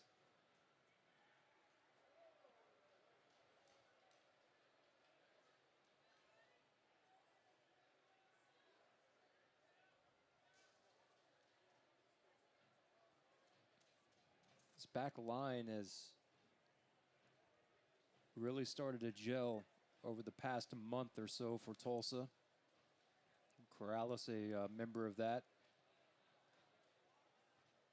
As it's been Bourgeois to really get a large number of minutes there centrally for them after Ugarte has had could be another caution. Card accumulation for Ugarte, and the referee does have the yellow out in his hand. That'll be Watson. Kobe Smith will get a workout tonight. He'll jog out onto the field. And there's the booking.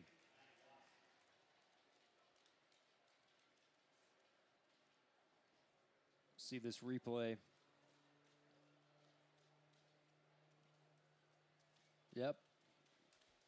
That'll get you booked almost every single time. Clear foul. Give the teams a chance to grab a quick splash here, with Tulsa leading 2-0. USL is one of the most prominent second division professional leagues in the world, featuring some of the game's top talent and rising stars. Stay up to date with all the latest league news and information by visiting uslsoccer.com and follow them on Twitter at USL. Looks like we got some movement on the Tulsa bench. Right about that time, typically.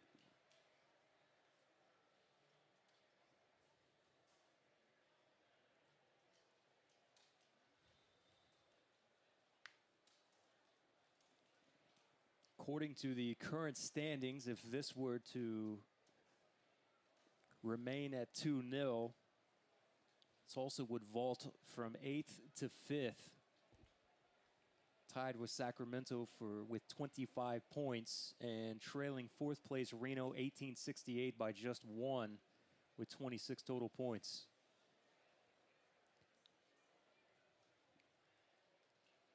Do they still have a game in hand over San Antonio in Swope Park? Or will tonight's game be 18? Tonight is 17. Reno has played 16. And here's the sub. This will be Dekovic. Oh, excuse me, Brant Bronico. And for Ja'Cory Hayes. Bronico on loan from the Chicago Fire, sent back down. We've seen him in a couple of different situations here in Tulsa.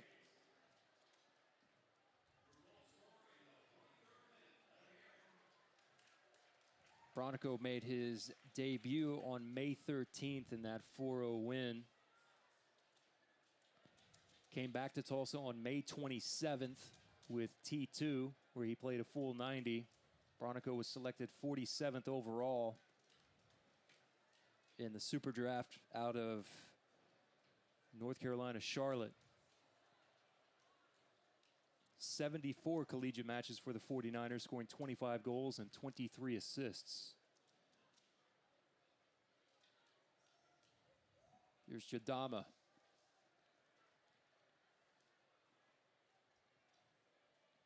You know, we talk about the ebbs and flows in soccer, and now Tulsa's getting a lot more possession, but everything's in the midfield and behind. Yes. You know, nothing is up front. They've very rarely been in the offensive third at all. Yep. Oh, you got offside here. But they're up 2-0. I mean, they don't have to score again.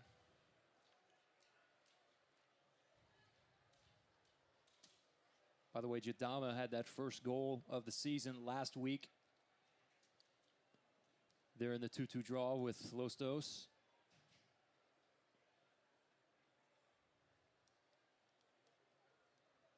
Jadama born in Gambia, but grew up in Atlanta, Georgia.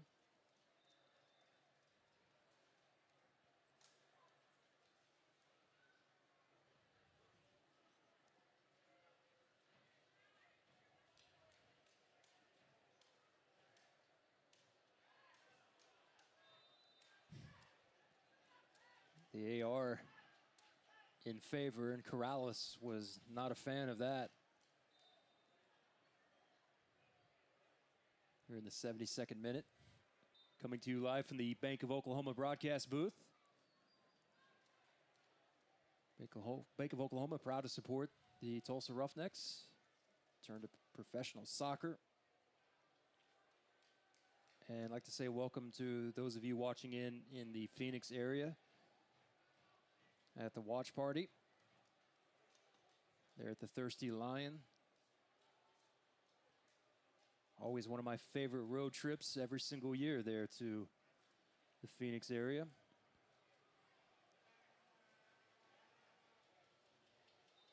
There's nothing better than a night out on the town at Scottsdale.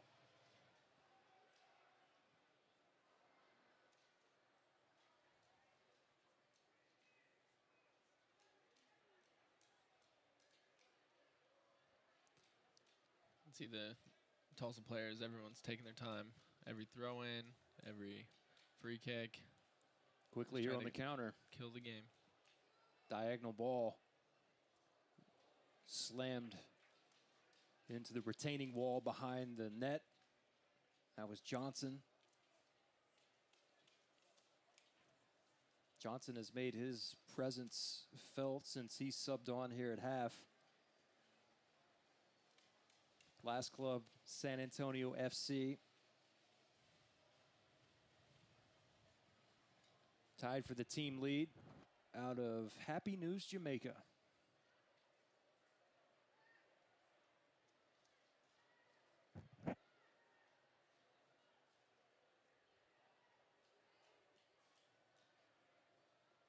Maybe a tad too much. One too many touches there from Fernandez. Had Rivas that was there.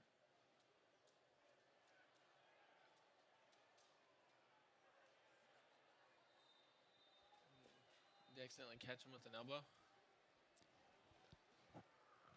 Bourgeois is looking as if he doesn't really know what happened, but it looks like that Didier is holding that left eye. And it might have been, as you said, kind of the follow-through on that ball, because it skipped off the head there of Bourgeois. Yeah, it'll be interesting to see what happens on the replay. I don't think it was anything intentional. Soccer fans, Nike is an official sponsor of the USL. For more information, visit NikeSoccer.com. You can also stay up to date with the latest USL news and information from around the league. Tune into USL Coast to Coast with Mike Watts, Mondays at 9 p.m. Eastern on Sirius XM FC, Channel 85. Don't forget, they will also air the USL Game of the Week. You can check USLsoccer.com for dates and times.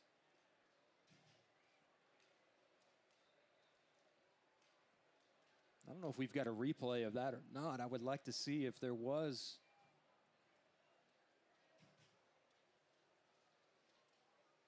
contact on the follow-through. We'll see as the ball comes in. Okay.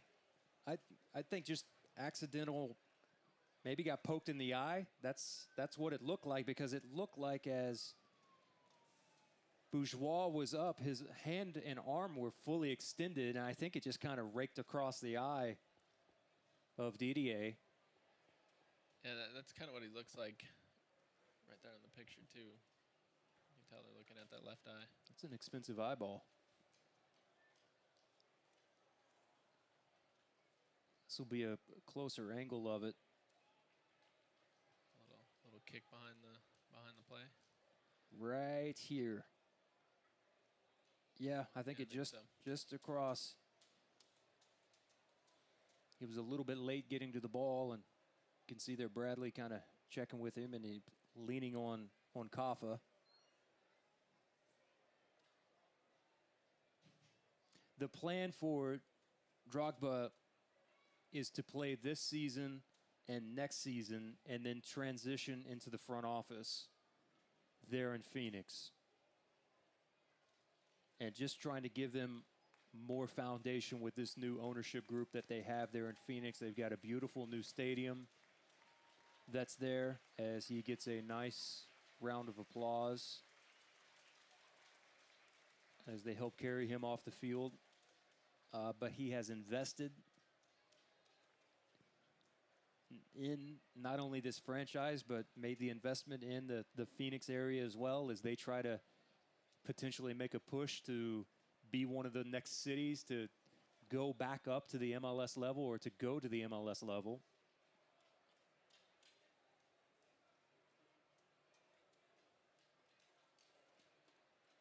Lots of competition right now with those cities. Brian Strauss from Sports Illustrated had a great story about how what looked like maybe 12 bids at one time to be right there in the mix for MLS expansion might end up ultimately only being 4. Sacramento still waiting to find out what their fate is at this point.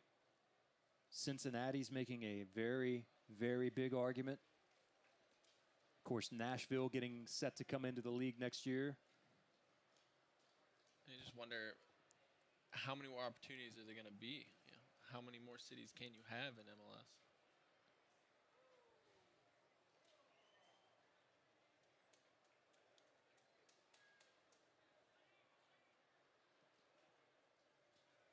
Searching ball forward, takes one hop into the box. Serta has it.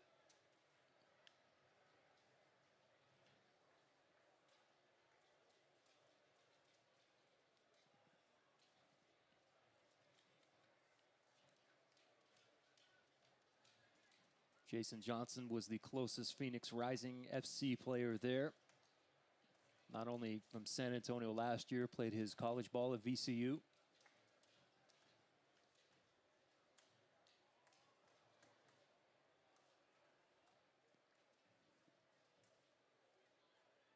Settled by Branico.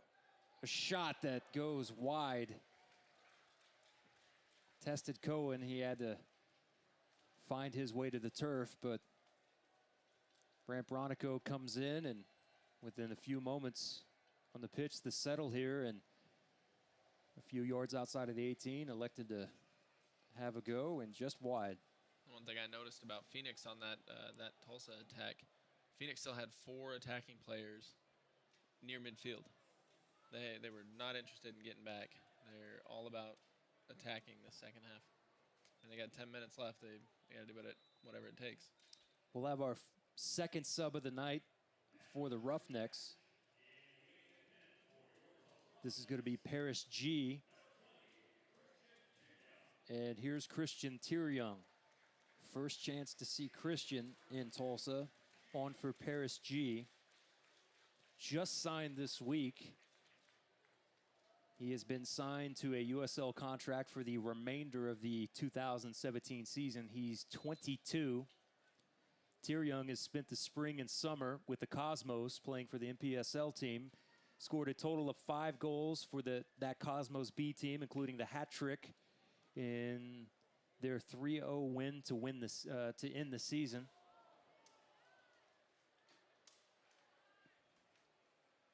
Good low, hard cross there. Drogba just barely missed out on getting solid contact. Serta trying to add to that clean sheet list. By the way, Tyryoung is a University of California Golden Bear, 3rd round pick of the Earthquakes in the Super Draft. 27 goals and 7 assists in his 4 years with the Golden Bears.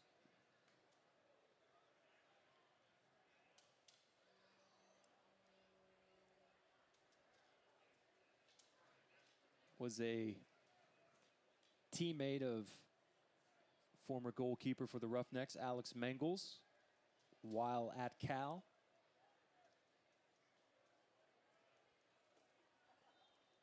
Spent PDL last summer as well. Kaffa. Nice easy ball played inside the box there, just unable to get a clean touch on it with the combination of Jadama and Bourgeois. Quickly to the opposite end.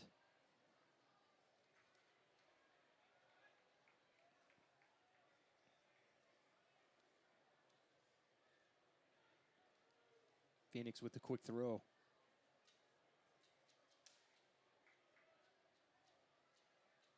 Let's see if Ian can hold the ball up a bit here. Does. Nice ball played in. Rivas on the run. Collects. Has some help back.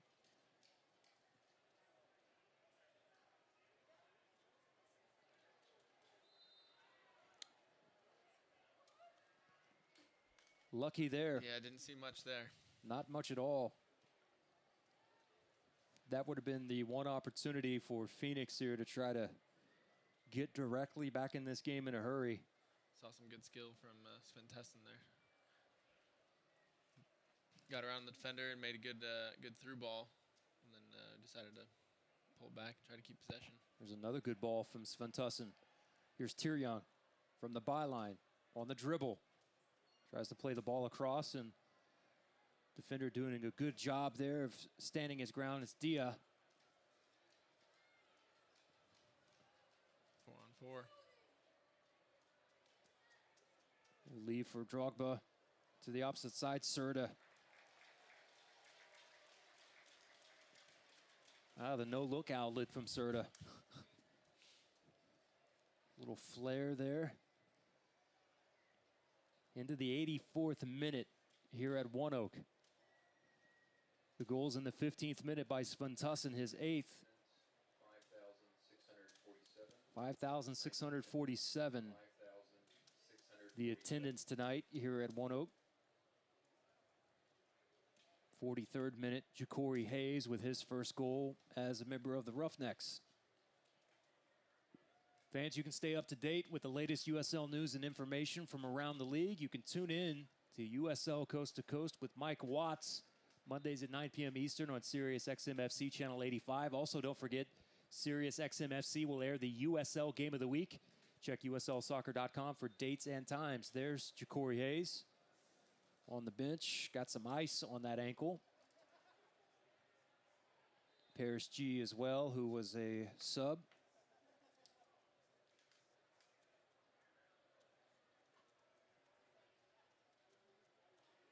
Here's Tyr Young.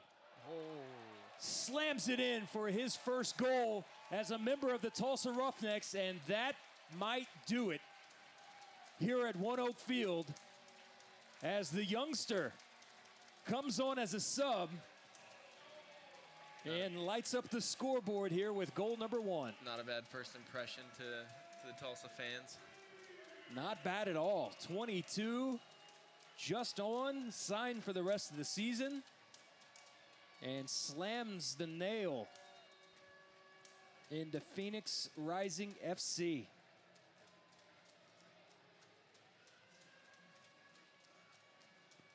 He caught Cohen off guard there. He elected to go near post instead of far. Yeah, my first initial thought was, why is he shooting right now? He's got acres of space, and, I mean, he just let it rip. That's confidence.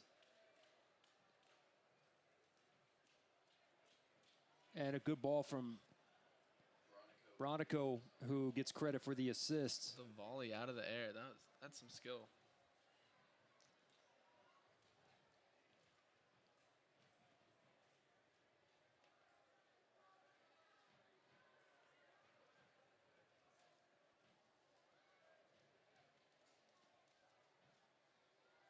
So Phoenix will try to push everyone forward now.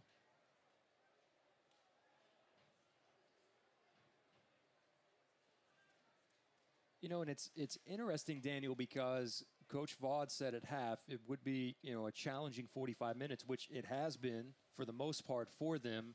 But I still don't really know if it was the type of half.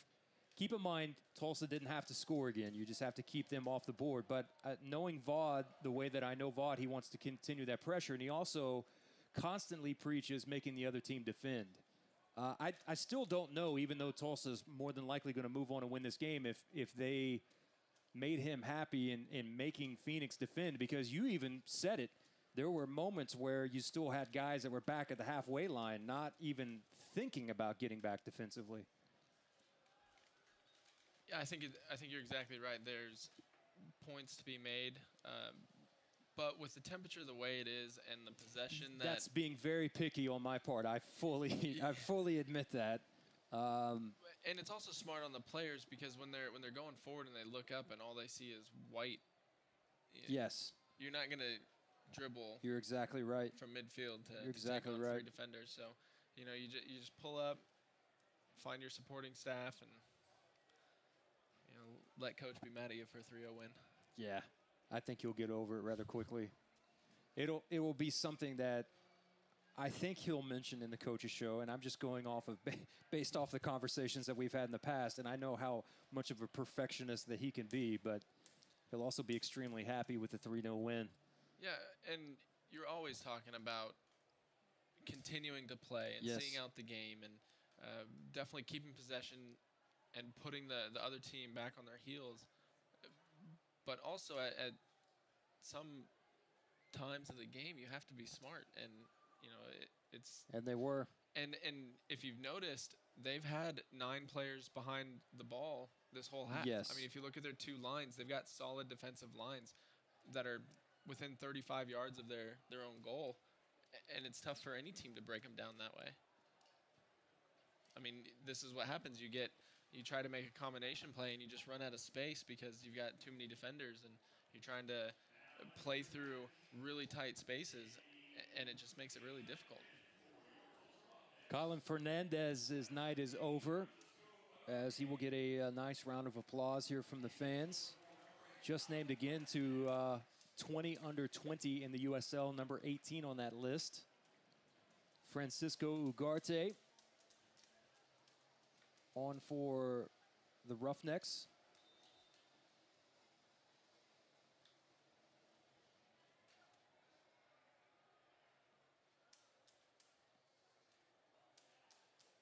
Ugarte's last stint was in Germany. Came over as served a suspension due to card accumulation and takes a little while to adjust to the American style of game. There's Drogba who tries to turn. That's just a frustration shot there. Hasn't had much the whole game, and he finally gets a little bit of space, and he's looking to go to goal no matter what, even if the shot wasn't probably the best choice. This will be the first loss for Phoenix Rising FC since he has joined the club. 2-0-4. I think it's been nice for not only the run for the club, but it's been great for the fans there in Phoenix as well, as I know expectations for them have been high the last couple of seasons, and it just hasn't ended up happening for them on the pitch. And to have this group of stars here now to put them in contention for that final playoff spot, and a long way to go here. And I think you would be willing to admit, when you have 11-29 and we haven't seen Bravo yet in the mix, you have every opportunity every single time when you stroll out onto that pitch. Yeah, you certainly do, but that's the beauty of soccer is, you still got to play the game. It doesn't matter what you've done in the past. It matters what you do today. And today, Tulsa's just been better. 4 minutes of time will be added on.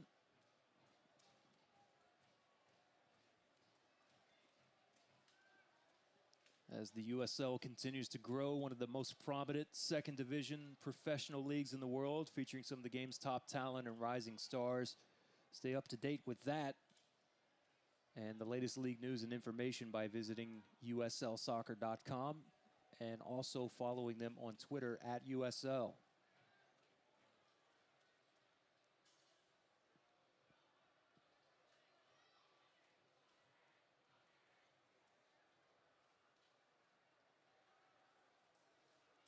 That'll make Coach happy right there. The hold-up play from Sventesson, even though it didn't really turn into much, but you know what? That's what's needed as a big target forward. Thought you brought up a great point about him earlier, and I think if you were to go back, Daniel, and watch game one compared to where he's at now, you can see the growth mentally, how he views the game. It's been great to watch, to see his improvement.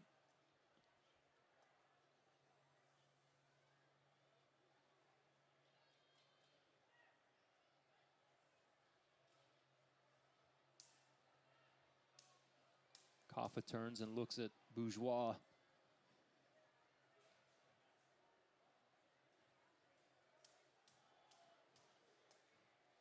Settled here by A.J. Gray. I mean, the battle of the midfield tonight has been dominated by Tulsa. Yes. The Phoenix just has not had any type of possession through their midfielders, and that makes it very difficult on your forwards. You know, Didier and anyone else that's up there, because if you just don't have the service, it doesn't matter who you are up front, you're not going to get the ball. I think you can tell that this is a team that has been put together in pieces, and they're kind of, a piecework team. I mean, just individual spots slotted in and there, and I don't really think that they've hit their stride quite yet at all. Yeah, and it does take some time to play with, to get to know the movements and the thought process of your players around you. Didier coming in and only playing 6 games with them.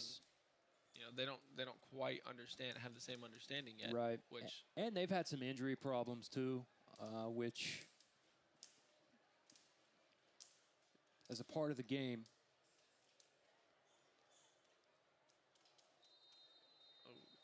Head-to-head there. Yeah, John Freeman quickly.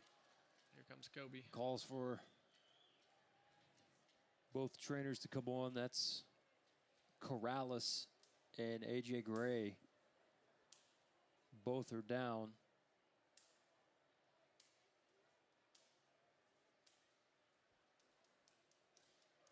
We'll watch it here. Never want to see that.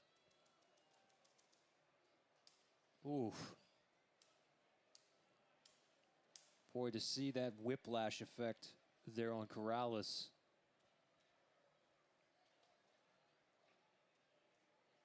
Credit to John Freeman, the referee, for immediately calling for attention from the sideline. This is an area where, at least in the States, the game has become much safer. And the rest of the world still lacks quite a bit, in my opinion. But you see there the violent collision.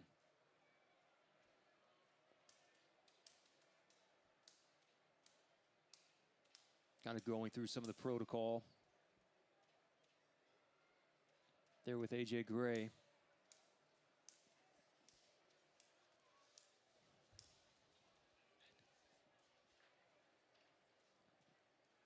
It's like Corrales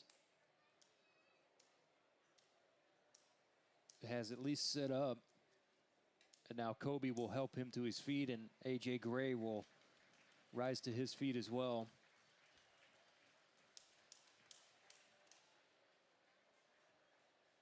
TDA make sure there's not any blood there on the back of Corrales' head. And that will do it. Well, a very important win for the Roughnecks here this evening, as both players that were injured made their way off of the pitch, and our referee, John Freeman, calls an end to this match. And the first loss with Didier Drogba in the lineup for Phoenix Rising FC, as these two teams coming into tonight were tied at the bottom of the table, or excuse me, at the final spot in the playoffs, in the 8th spot in the Western Conference. And Tulsa will now catapult to 25 points, and Phoenix will stay at 22. And a quick look at the updated standings, at least where we are at now here in the West, shows Tulsa currently in the 5th spot with 25 points. Sacramento there with 25 points as well. Reno, 2 points currently in front of Tulsa in the 4th spot. Reno 1868 FC, with the Monarchs still leading the way, in the Swope Park Rangers, followed by San Antonio FC with 37 points. We'll go down on the field here in a moment with Justin Gorski and get a few comments from the head coach, Dave Vaudreuil, off of an important win here this evening, 3-0. Goals in the 15th minute by Ian Sventussen. The fans, by the way, are huddling, and Drogba stopped for a brief few moments for a few pictures. Security has to get in there to make sure that they don't tumble over the rail. There's a shot of it as he was making his way off the pitch. Goals in the 15th minute from Sventussen, 43rd minute from Ja'Cory Hayes. And then Christian Tieryoung comes on as a sub and scores in the 84th minute to make it 3-0. Goal of the match, in my opinion. A fantastic goal on the volley, and beat the keeper near post in one of those moments where you called it. Why are you shooting? Oh, okay, now I understand why you're shooting at that moment. So Coach Vaught has to be very happy with his team's performance tonight. Daniel, some of your quick thoughts on tonight's game. Very impressive match from Tulsa. From the get-go, they were a lot of possession. You could tell what their game plan was: move the ball side to side, high pressure when they lose the ball. Then the Heat kind of took their toll on that. You can't sustain that for 45 minutes, and Phoenix started picking up the play, and a couple really good goals from Tulsa. The second goal where Hayes just blocks the clearance, and the defender, who was just kind of on a walk in a park, didn't really have any urgency to clear the ball. And you do that, you're going to get punished in the box. And Tulsa did what they had to do in the second half to keep a clean sheet. Made a great goal in the 84th minute, and that's the game. Let's watch some of the highlights here from the first half. This was the first real opportunity for Tulsa in this position that Rivas was offside, even though he ended up scoring on that. And the very first touch from Didier Great ball played across the box, just nobody there on the run towards the back post. And here comes the first goal of the night. Svantusson with the header. Just a great ball and a great finish there on the assist from Kaffa. Drogba, almost an even better ball there to the far post on that run. And how about this save from Serta, Daniel? I mean, it looked like he saw the shot late, and he got down just in the nick of time. Here's a look at Juan Kaffa and his free kick that slams into the side of the net. And here's the first goal from Ja'Cory Hayes on loan from FC Dallas. And it was all set up by that ball from Paris G. And good hustle there from Ja'Cory. And on to the second half with Tulsa leading 2-0 at halftime. And most of the opening moments of the second half was controlled by Phoenix. And the kick save from Serta. Another punch out of the box.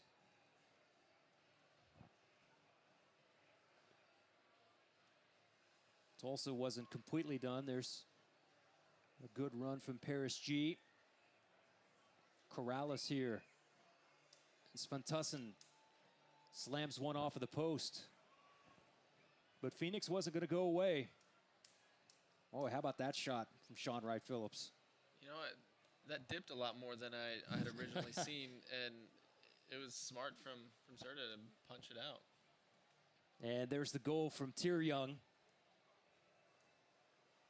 Little volley with the left, and that gives us our score of 3-0. I believe we're set to go back down onto the field with the head coach of the Tulsa Roughnecks, Dave Vaudreuil. Cheap plug there for the Pop and Vod Show on Facebook, Facebook Live. And let's throw it down to Justin Gorski, who's trying to wrangle in the head coach of the Tulsa Roughnecks, celebrating with the Hispanic supporter section. And here he is now, victorious Dave Vaudreuil. Take it away, Justin. All right, that's right, guys. I am down here with Coach Vaudreuil. Coach, you know, Phoenix has been undefeated since they got Drogba on their roster. How do we slow him down, and how'd you come out with that tonight? Well, we really concentrated on getting our two best marking backs in front of him and doubling him and having guys always aware of where he was and try and make it real difficult. I thought we did a great job. I mean, guys in front, guys coming to double down, playing the game with them, so we never really had a clear look at the ball. So I thought as a team, and they did a great job. They really did. They really did. So coming out of here with a clean sheet tonight and 3 points, that's got to feel great. How does that feel? It's awesome. I mean, hopefully things go our way with the rest of the league today, and we jump up a couple spots in the table, which is where I think we deserve. And we got a lot of time to get prepared for the next game in Salt Lake. And you know, we had a good result against them here, but I'm sure it's going to be a different match. And the guys just got to have the attitude like this is the #1 team in the league. We beat them once. We got to go out there and do it again. It's going to be that much harder at altitude and that much harder at their place. But, you know, we have another guy or two coming in for next year. There's a lot of, for next week, there's a lot of competition. You saw Christian Theriung get a nice goal. You see Brandt and Ja'Cory coming in there. You know, instead of having 16 guys on the roster, all of a sudden we have 19, 20 guys on the roster, and we're ready to make a real deep run into the playoffs. How about this crowd tonight, huh? How about this atmosphere here at ONEOK Field? Yeah, it was awesome. I mean, you have Sean Wright-Phillips and Didier Drogba and Omar Bravo coming here and a good team. And it's nice to have a charge in the stadium and to have the guys respond and come out and get a real good victory. Well, we're very excited, Coach. Great job tonight. Congratulations on the 3 points. Guys, we'll send it back up to you. Great job tonight, Coach. All right, thanks, Justin. And a very happy and victorious Coach Vaudreuil tonight with the 3-0 win over Phoenix. By the way, I did reference the Brian Strauss story from Sports Illustrated about how Phoenix was more than likely not going to be in the next round. And I do have to say that Kyle J. Kepner did follow with his own story that feels like that he is in. Quick shout out to him from Blurbs Indomita. Final score, Roughnecks 3, Phoenix Rising 0. And a great performance all the way around. Daniel, good job tonight, man. Thank you so much for taking time out of your schedule to help fill in. And glad you got to come down and hang out and see this live and in person. Yeah, I really appreciate you guys having me on, and it was a fun night to be here. I want to say thank you to all of our production staff, guys in the booth, from Greg and Alan and Hunter and all of our camera guys as well. Fantastic job one more time. Final score for the final time. Roughnecks win over Phoenix Rising FC 3-0. Till next time, we'll see you back here at ONEOK Field. I am Jeremy Poplin, joined by the head coach of the Tulsa Roughnecks, Dave Vaudreuil.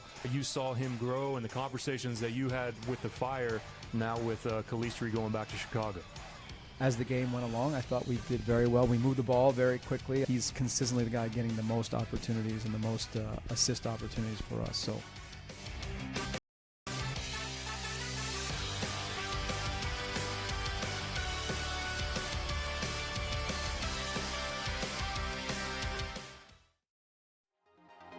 This copyrighted telecast of the United Soccer League. This copyrighted telecast of the United Soccer League may not be retransmitted, rebroadcast, or reproduced without the express written consent from the United Soccer League.